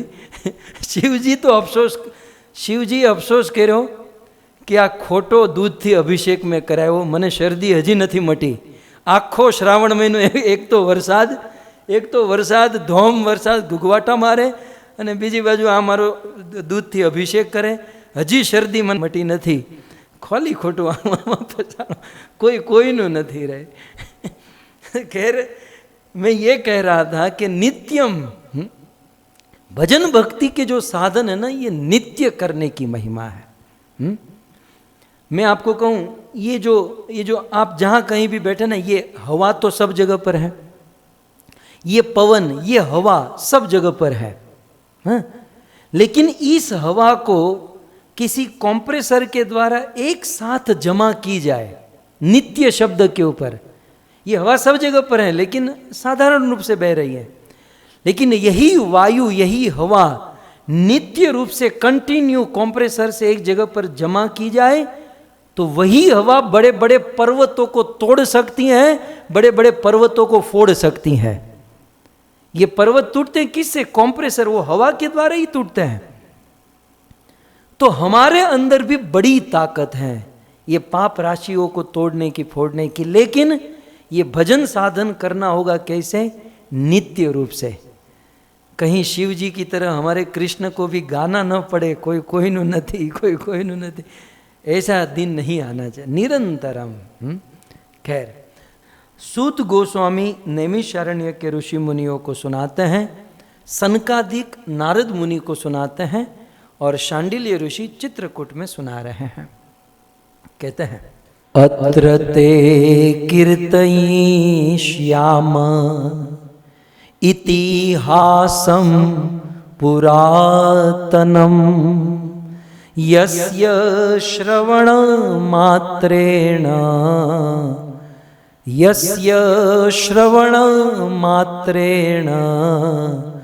पापहानि प्रजायते, पापहानि प्रजायते। ये खास करके हम कलयुगी जीवों के लिए बार बार याद करा रहे हैं कि ध्यान से सुनिएगा। अत्र ते कीर्तयिष्याम, अब मैं जो कीर्ति गाने जा रहा हूँ, जो कथा बोलने जा रहा हूँ, ये बहुत पुराना इतिहास है। और यस्य श्रवण मात्रेण, इस इतिहास को यदि कोई मात्र श्रवण करेगा तो पाप हानि प्रजायते। प्रजायते माने समूह, पाप हानि, पाप की हानि होगी, पाप नष्ट हो जाएंगे। कितने पाप नष्ट होंगे? प्रजायते, मतलब पापों का पूरा, पापों की जो जाति होती है ना, सारे प्रकार के पाप जलकर भस्म हो जाएंगे। तो अब ये कथा, ये इतिहास प्रारंभ करते हैं। देखते हैं आप में से लाइट किसको कब होती है। कथा आप सबको आप सब जानते हैं, आप सब ने ये कथा सुन रखी है ना।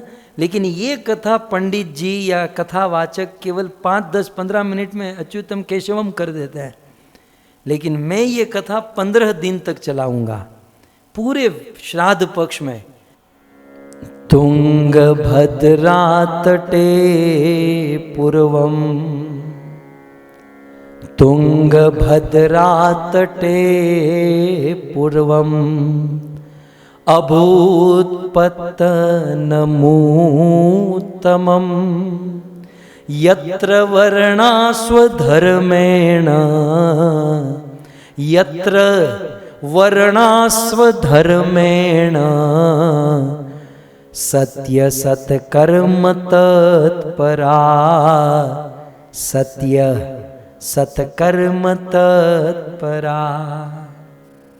सूत गोस्वामी शौनक आदि ऋषि मुनियों को कहते हैं कि शौनक जी, तुंगभद्रा तटे पूर्वम, पूर्वम बहुत पहले की ये बात है। और क्या बात है? तो कहते तुंगभद्रा नाम की एक नदी, और तुंगभद्रा नाम की नदी के तट पर एक बहुत सुंदर गांव था।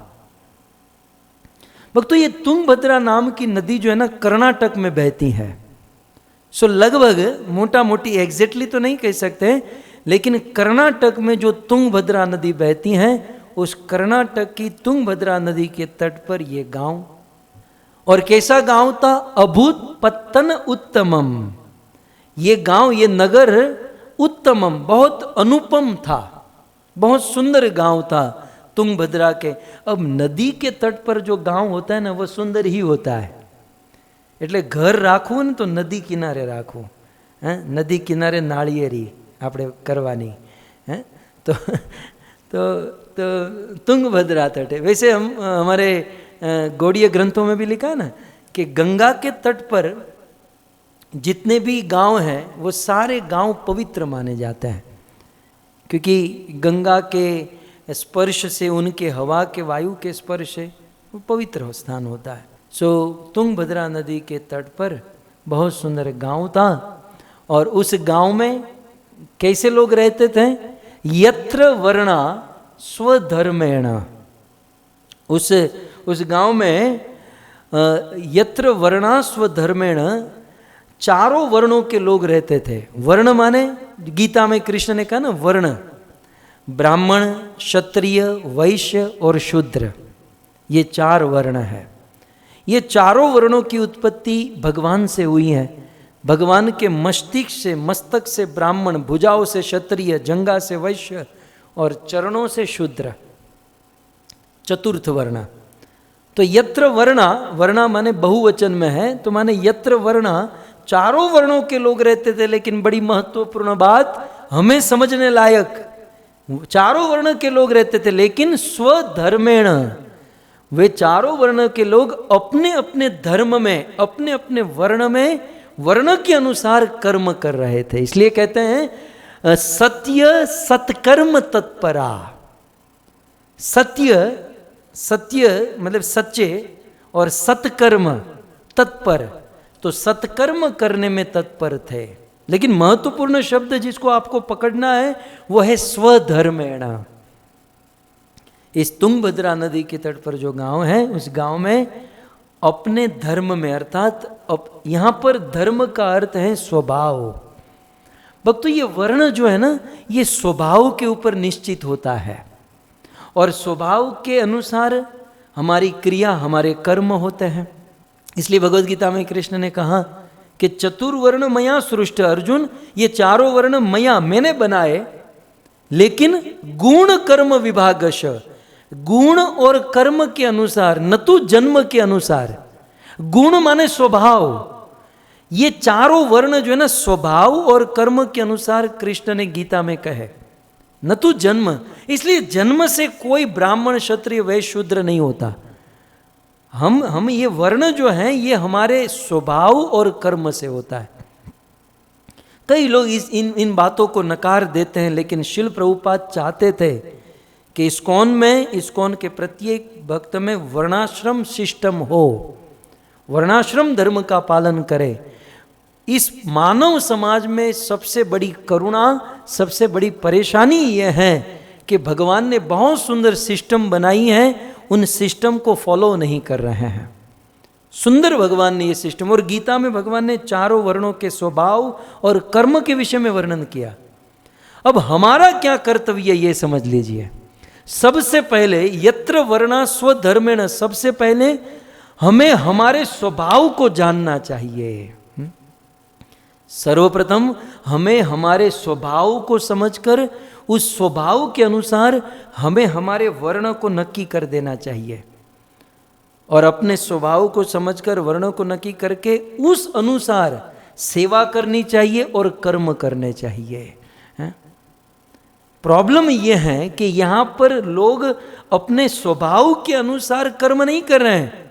इस दुनिया में लोग देखा देखी में कर्म कर रहे हैं कि फलाना ये कर रहा है मैं भी ये करूंगा, उसने ये किया मैं भी ये करूंगी, उसने दीक्षा ली मैं भी दीक्षा ले लूंगी, उसने ब्राह्मण दीक्षा ली मैं भी ब्राह्मण। देखा देखी ज्यादा चल रही है। इसलिए भगवद गीता में कृष्ण ने कहा स्वधर्म निधनम श्रेय।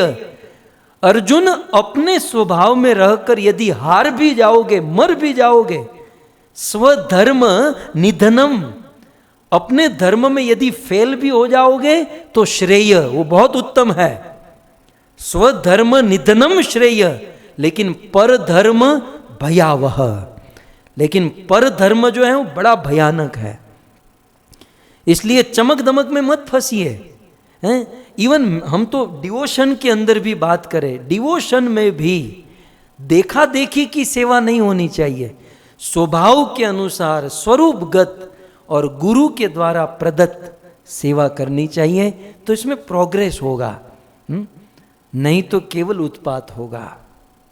तो यत्र वर्णा, ये सिद्धांत जो है ना भक्तों, भौतिक और आध्यात्मिक, मटेरियल एंड स्पिरिचुअल दोनों में काम करेगा। हमने नहीं देखा है, कुछ लोगों का स्वभाव होता है जॉब करना, उनके पास करोड़ों रुपये भी होंगे वो जॉब ही कर पाएंगे, वो बिजनेस नहीं कर सकते। और कुछ लोगों का स्वभाव होता है बिजनेस करना, हम देखते हैं कोई पैसा नहीं होता है, रोड पर थैला डालकर खड़े रहेंगे लेकिन बिजनेस करेंगे, स्वभाव है। अपने स्वभाव को चेक करना चाहिए। कई बार कुछ लोग मुझे कहते हैं प्रभु ब्रह्मचारी बनना अच्छा है कि गृहस्थ बनना अच्छा है? ये कोई प्रश्न ही नहीं है। प्रश्न ये है कि तेरा स्वभाव क्या है।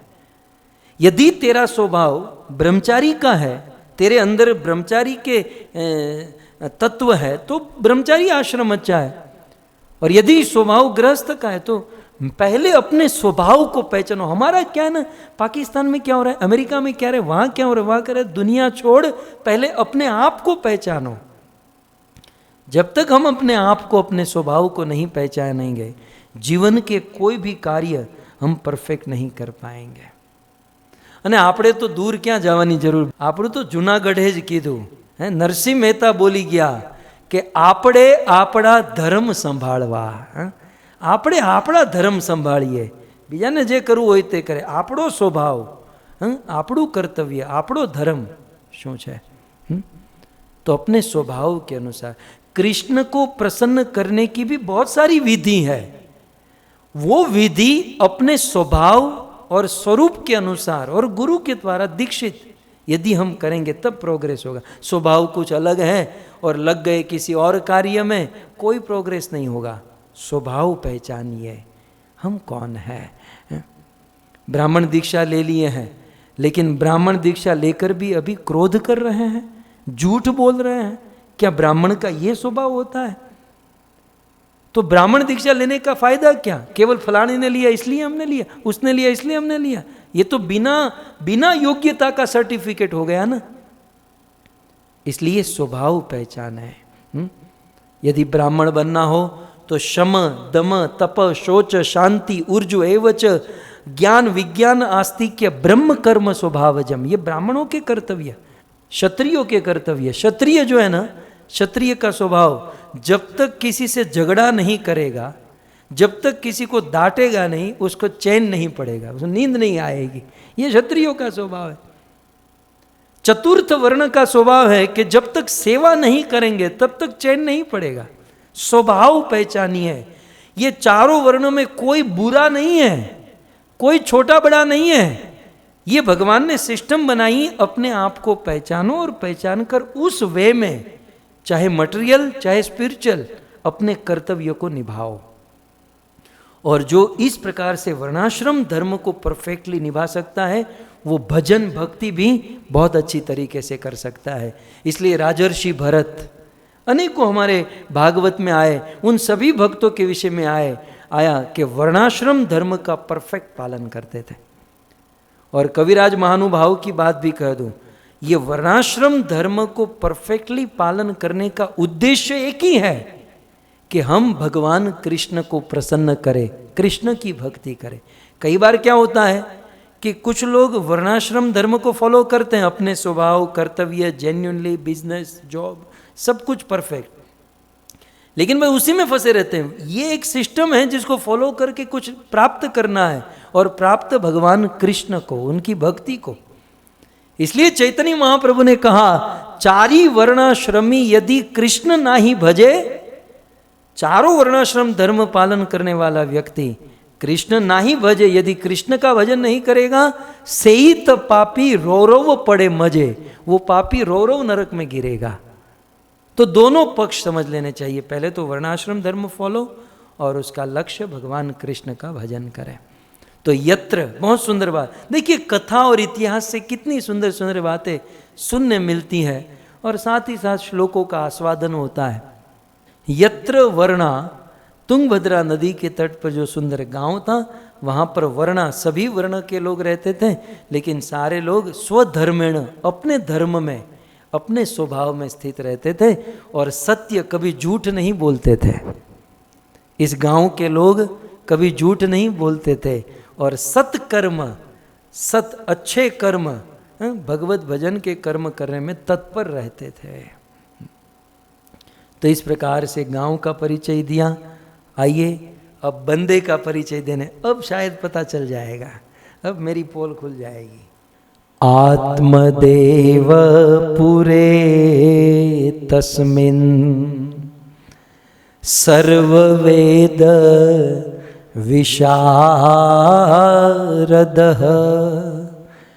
श्रोतस्मार्तेषु निष्णान्तो, श्रोतस्मार्तेषु निष्णान्तो द्वितीयः इव भास्कर, द्वितीय इव भास्कर।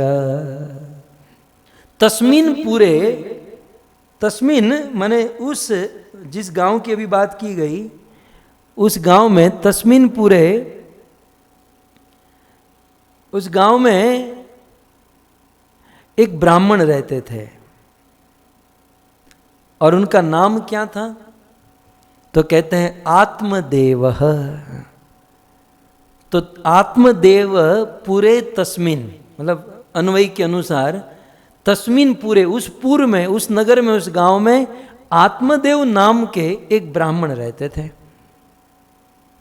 और उस आत्मदेव ब्राह्मण का परिचय देते हुए कहते हैं वो कैसे थे, तो ध्यान से सुनिएगा। सर्व वेद विशारद, वो आत्मदेव ब्राह्मण उस तुंगभद्रा नदी के तट पर, उस कर्नाटक में, सर्व वेद विशारद, सभी वेदों में, विशारद माने एक्सपर्ट थे। जैसे पूर्णिमा का चंद्रमा सभी कड़ाओं से खिला होता है, वैसे मनुष्य की बुद्धि जितनी खिल सकती थी पूरी खिली हुई थी, सर्व वेदों में विशारद थे। और क्या था उस आत्मदेव का परिचय देते हुए कहते हैं, एक तो सर्व वेदेषु विशारद, और दूसरी बात श्रोतस्मात्तर्षेतु निष्णान्तो, अर्थात श्रोत और स्मार्त कर्म, ब्राह्मण के कर्म होते हैं ना, क्रिया कर्म, कर्म कांड, ये सब होता है ना, कर्म कांड आदि। तो श्रोत और स्मार्त ये दोनों कर्म में निष्णांत एक्सपर्ट थे।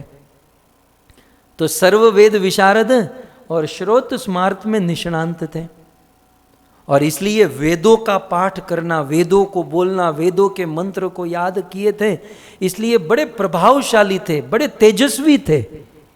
और कैसे तेजस्वी थे? कहते हैं द्वितीय इव भास्कर, दूसरे सूर्य के समान। जैसे भगवान भास्कर, जैसे सूर्य देव प्रकाशमान है, वैसे सूर्य के समान बड़े प्रकाशमान, बड़े तेजस्वी थे ये। बहुत भक्तों, ये बहुत सुंदर हमारे जीवन में समझने लायक बात है। तो इतना हो गया, इतने गुण, ये गुण याद रखिएगा, सर्ववेद विशारद, श्रोत और स्मार्त कर्मों में निष्णांत, और भास्कर के समान प्रकाशवान। आगे क्या कहते हैं? भिक्षुको वित्तवान लोके तत्प्रिया धुंधली स्मृता, स्ववाक्य स्थापिका नित्यम, स्ववाक्य स्थापिका नित्यम, सुंदरी सुकुलोद्भवा, सुंदरी सुकुलोद्भवा। वेदों में निष्णांत थे, वेदों में पारंगत थे, और श्रोत स्मार्त कर्म करने में भी निष्णांत थे। लेकिन एक जगह पर वो मार खा गए। कहाँ मार खा गए? ध्यान से सुनिएगा। भिक्षु को, ये भिक्षु को, वो ब्राह्मण जो थे, आत्मदेव ब्राह्मण भिक्षुक थे, अर्थात भिक्षा वृत्ति थी, दूसरों से दान डोनेशन लेकर अपना जीवन बिताते थे। ये भी गलत नहीं है, ध्यान से सुनिएगा। ब्राह्मण के लिए भगवान ने कहा है कि ब्राह्मण जो है अन्य 3 आश्रमों के ऊपर डिपेंड होता है। ब्राह्मण को केवल पठन पाठन यजन याजन ज्ञान विज्ञान आस्तिक्यम, केवल समाज को ज्ञान देना है। ब्राह्मण खूब पढ़े, खूब पढ़े, खूब जीवन में उतारे और लोगों को ज्ञान दे, और इसके बदले में अन्य क्षत्रिय वैश्य और शूद्रों को चाहिए कि उस ब्राह्मण का घर चलाए, उस ब्राह्मण की सेवा करे, बिना मांगे ब्राह्मण को भिक्षा प्रदान करे। ब्राह्मण को भिक्षा मांगनी पड़े, यह भी समाज का दुर्भाग्य है। ब्राह्मण मस्तिष्क होता है, समाज को बहुत कुछ देता है, समाज को एक दिशा दिखाता है, राह दिखाता है, आत्मा का कल्याण कराता है। तो अन्य वर्णों का धर्म है कि उनको भिक्षा दे। लेकिन ये जो गांव था वहाँ तो सभी लोग अच्छे थे, इसलिए बिना मांगे ही आत्मदेव ब्राह्मण को भिक्षा देते थे। सो ब्राह्मण ज्ञान प्रदान करता है और अपना मेंटेनेंस के लिए वो भिक्षा लेता है, नो प्रॉब्लम। लेकिन गड़बड़ अब हो रही है। भिक्षुकों के बाद जो शब्द है वो क्या है? वित्तवान लोके। उस गांव में सबसे ज्यादा पैसा वाला वित्तवान, वित्तवान माने वित्त माने पैसा, वान माने वित्त माने धन, और वान माने धनवान, और लोके, लोके माने उस गांव में। उस गांव में सबसे बड़ा वित्तवान धनवान कौन था? बोले ये आत्मदेव ब्राह्मण। अब देखिए, ये आत्मदेव ब्राह्मण एक तो भिखारी है, भिखारी माने भिक्षु को लिखाई है भिक्षुक, एक तो दूसरे के डोनेशन लेकर घर चलाना है, दूसरे के डोनेशन के आधार पर अपना घर चलाना है। तो आप विचार करो कितना लिया होगा, कितना लिया होगा कि पूरे गांव में सबसे ज्यादा पैसा वाला ये था।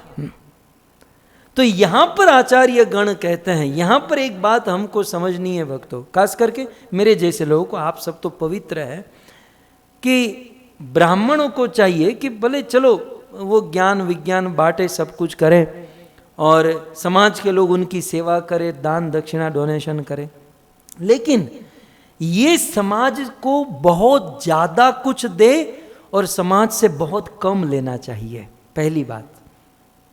होता क्या है, आजकल के ब्राह्मण समाज को कुछ देते नहीं है, और लेते हैं, पूरे समाज को लूटते रहते हैं। कलयुग में तो यही है। काकभूषण जी ने गरुड़ जी को कहा कि बहुत दाम सवार ही दाम जति, ये यति और सन्यासी बहुत बहुत धन संपत्ति एकत्रित करेंगे और बड़े बड़े भवन और महल में रहेंगे और गृहस्थी दरिद्रता भोग देंगे।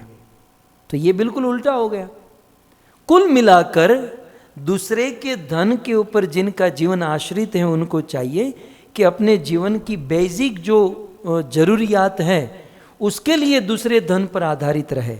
श्रील प्रभुपाद अक्सर कहते थे कि जिनको धन चाहिए मंदिर में से, वो मेंटेनेंस के लिए धन लेना चाहिए, नहीं कि भोग भोगतने के लिए। दूसरों की संपत्ति केवल जीवन निर्वाह के लिए इस्तेमाल करे तो ठीक है, नो प्रॉब्लम, लेकिन दूसरों की संपत्ति यदि भोग भोगने के लिए इस्तेमाल करेंगे तो बहुत बड़ा खतरा पैदा होगा, बहुत बड़ा खतरा, बहुत बड़ा खतरा। इसलिए यहां पर यह शब्द, एक एक शास्त्र होता है। क्या लिखा? वित्तवान लोग, वित्तवान धनवान होने। अब जब धन हो गया, जब आवश्यक मात्रा में धन हो गया तो भिक्षा करने की कोई जरूरत नहीं थी, है ना। हमने ऐसे संतों को भी देखा है कि बेचारे खाने के लिए भोजन नहीं, रहने के लिए घर वस्त्र आदि नहीं, तो भिक्षा मांगे और भिक्षा दें। बहुत अच्छी बात, समाज की बहुत सुंदर व्यवस्था। क्योंकि गृहस्थ साधना नहीं कर सकते, भक्ति नहीं कर सकते, ब्राह्मण करते हैं तो दोनों एक दूसरे की सेवा करें, दोनों को लाभ मिले। लेकिन दूसरों से धन ले लेकर बहुत धनवान हो जाए और बहुत धन होने पर भी भिक्षा मांगे, तब तो जीवन में बहुत बड़ा खतरा हो जाएगा। दृष्टांत शास्त्र भरे पड़े। पितामह भीष्म को ले लीजिए, महाभागवत की बात कर रहा हूँ। कई बार हम लोग ये सोचकर छूट जाते हैं, हम तो डिवोटी हैं, हम तो भक्त हैं, भक्तों को कोई प्रॉब्लम नहीं। ये सारी कठिनाई भक्तों की ही तो है, बाहर वालों को तो कोई प्रॉब्लम नहीं है।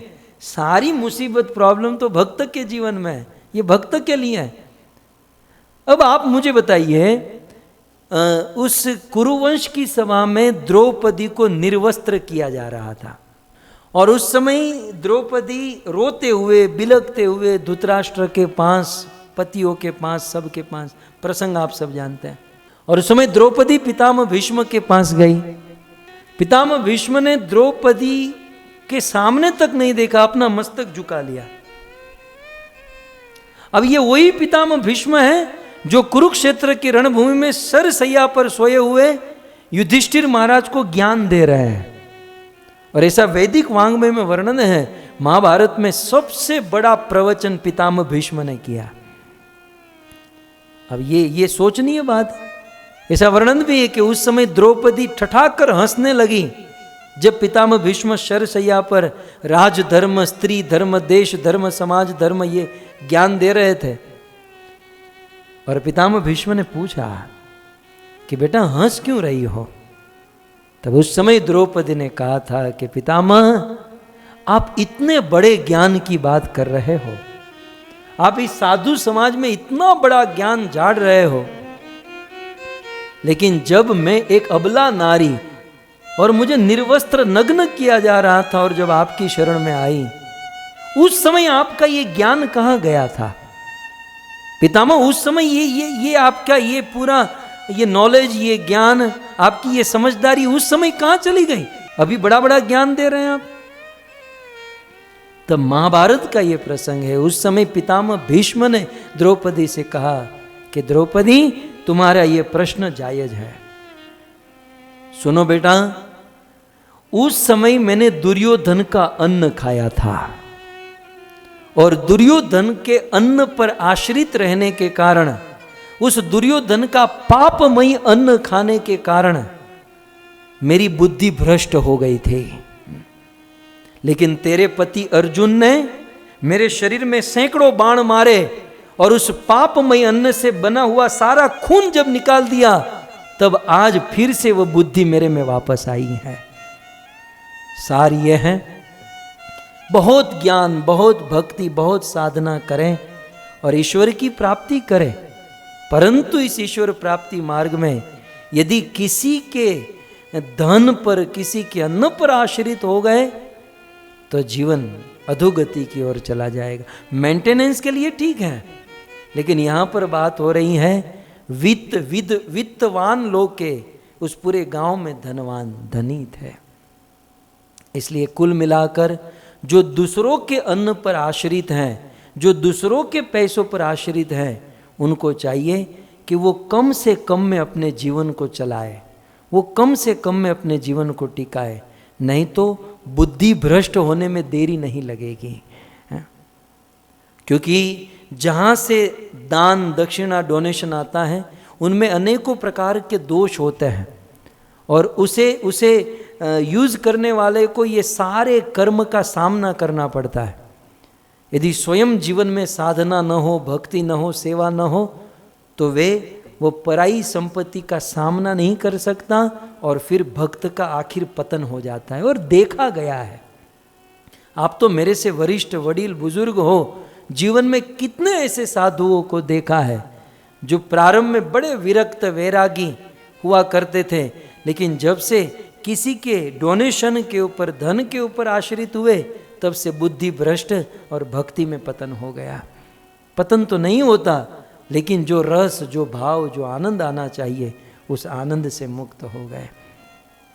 इसलिए ये एक प्रसंग को एक सहारा लेकर एक बहुत सुंदर शिक्षा दी जा रही है कि आत्मदेव ब्राह्मण धनवान होकर भी भिक्षा मांग रहे थे।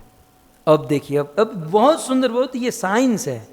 अब प्रश्न होगा कि भाई नहीं, मैं तो भिक्षा मांग रहा हूँ, भिक्षा के ऊपर जीवन बिता रहा हूँ, और मेरे जीवन में तो कोई प्रॉब्लम नहीं है। प्रॉब्लम कहाँ आती है, ध्यान से सुनिएगा। दूसरों के धन पर आश्रित होंगे, और यदि हम भजन नहीं करेंगे, और हमारे घर पर जो संपत्ति है, वो संपत्ति यदि गलत संपत्ति है, गलत उद्देश्य की संपत्ति है, तो वो इफेक्ट हमारी पत्नी और बच्चों में करेगा।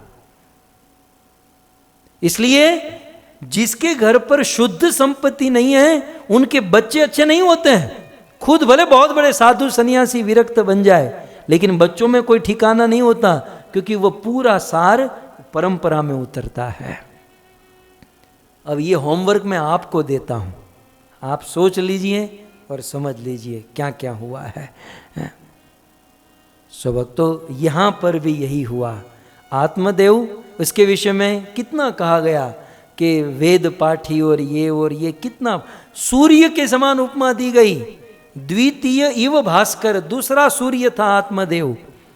लेकिन एक जगह मार खा गया, धनी होकर और दूसरों की संपत्ति पर आश्रित रहा, और उस आश्रित के कारण सबसे पहला अधर्म प्रवेश। जैसे आज आपने सुना कि अधर्म का प्रवेश कहाँ से होता है, स्त्रियों से होता है।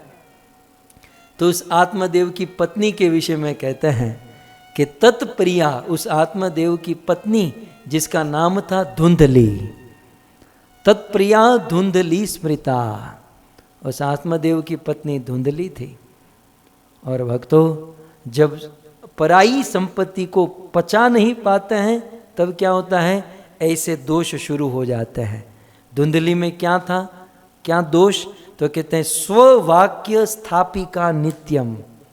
ये धुंधली जो थी आत्मदेव की पत्नी, पहले तो ये नाम ही मुझे समझ में नहीं आता है कि ये नाम धुंधली की फैबा ने रखा था, उनकी माताजी ने रखा था। ये नाम धुंधली, धुंधलू तो धुंधली मतलब क्या होता है, धुंधला माने जो धुंधला दिखाई देता है, जो धुंधला मतलब जो ठीक से क्लियर नहीं है, क्रिस्टल क्लियर नहीं, धुंधला। तो ये माताजी का नाम धुंधली थी। अब आंखों से धुंधली, दिमाग से धुंधली, वो तो आगे चलकर पता चलेगा, लेकिन नाम वैसा ही गुण था, धुंधली स्मृता। और वाक्य स्थापिका नित्यम। आचार्य ने इसके परपोर्ट में लिखा है कि उस समय एक धुंधली थी, कलयुग में हजारों धुंधली है। तो हमें देख लेना चाहिए कि ये धुंधलापन कहीं हमारे अंदर तो नहीं। खैर, कथा में तो सब माता जी हैं, सब पवित्र माताएं सब बैठी हैं, लेकिन दुनिया में ना कुछ लोग धुंधली, स्मॉल साइज़ की धुंधली होती हैं, कुछ लोग मीडियम साइज़ की धुंधलियाँ होती हैं, कुछ लोग एक्स्ट्रा लार्ज धुंधली भी क्या है उसके सामने। तो ये थोड़ा सा देख लेना चाहिए। तो तत्प्रिया उस आत्मदेव ब्राह्मण की पत्नी, जिसका स्मृतः नाम था धुंधली, गुण क्या था? वाक्य स्थापिका नित्यम। ये धुंधली जो थी बस अपनी बात को ही स्थापित करने में एक्सपर्ट थी। पति बेचारा ऑफिस में शेर की तरह गर्जना करता है, हजारों लोगों को डांट कर आता है, लेकिन घर पर पत्नी कहती है चुप, तो बेचारा चूहा होकर कोने में जाकर बैठ जाता है। स्ववाक्य स्थापिका नित्यम। तो ये धुंधली का स्वभाव था, अपने वाक्य। एक काम करते हैं, ये प्रोग्राम कल रखते हैं, क्योंकि इस पर थोड़ा डिटेल में जाने की इच्छा, थोड़ा इसमें डिटेल में हम जाएंगे। थोड़ा तात्विक छात्र, मुश्किल से ये पॉइंट हाथ में आया है। कहना सीधा तो कह नहीं सकते, एटलीस्ट कथा के बहाने कह दें। खैर, तो इसका रसास्वादन वैसे आज समय हो चुका है, तो यहीं पर विराम करते हैं और इस कथा का रसास्वादन विस्तार से हम कल करेंगे। आप सभी भक्तों ने बड़े भाव से, प्रेम से इस कथा का आस्वादन किया, श्रवण किया, अपना कीमती समय निकाला। आप सभी भक्तों का धन्यवाद। और विशेष धन्यवाद हमारे वधुकुल परिवार को, जीवनलाल जादव जी वधुकुल और उनके बड़े पुत्र भरत भाई, नंदरानी माता जी, विदुर प्रभु विदुरानी माता, किरीट प्रभु, रेणुका माता जी और समस्त बाल गोपाल बच्चे, आप सभी भक्तों का बुरी बुरी धन्यवाद। आपके सहयोग से इस पावन पितृ पक्ष में ये તમારા કારણે અમારા પિતૃ હોય તે આજે પવિત્ર થઈ રહ્યા છે, અમારા પિતૃ હોય પ્રસન્ન થઈ રહ્યા છે। सो आपके सहयोग से हम सब आनंद ले रहे हैं। खूब खूब धन्यवाद। आइए जय घोष के साथ आज के इस सत्र को हम विराम करें। ग्रंथराज श्रीमद् भागवतम महापुराण की, श्री कृष्णचंद्र भगवान की, श्री पावन पितृपक्ष महामहोत्सव की, शिल प्रभुपाद की, निताई गौर प्रेमानंदे। जय जय श्री राधे, जय जय श्री राधे, जय जय श्री राधे श्याम।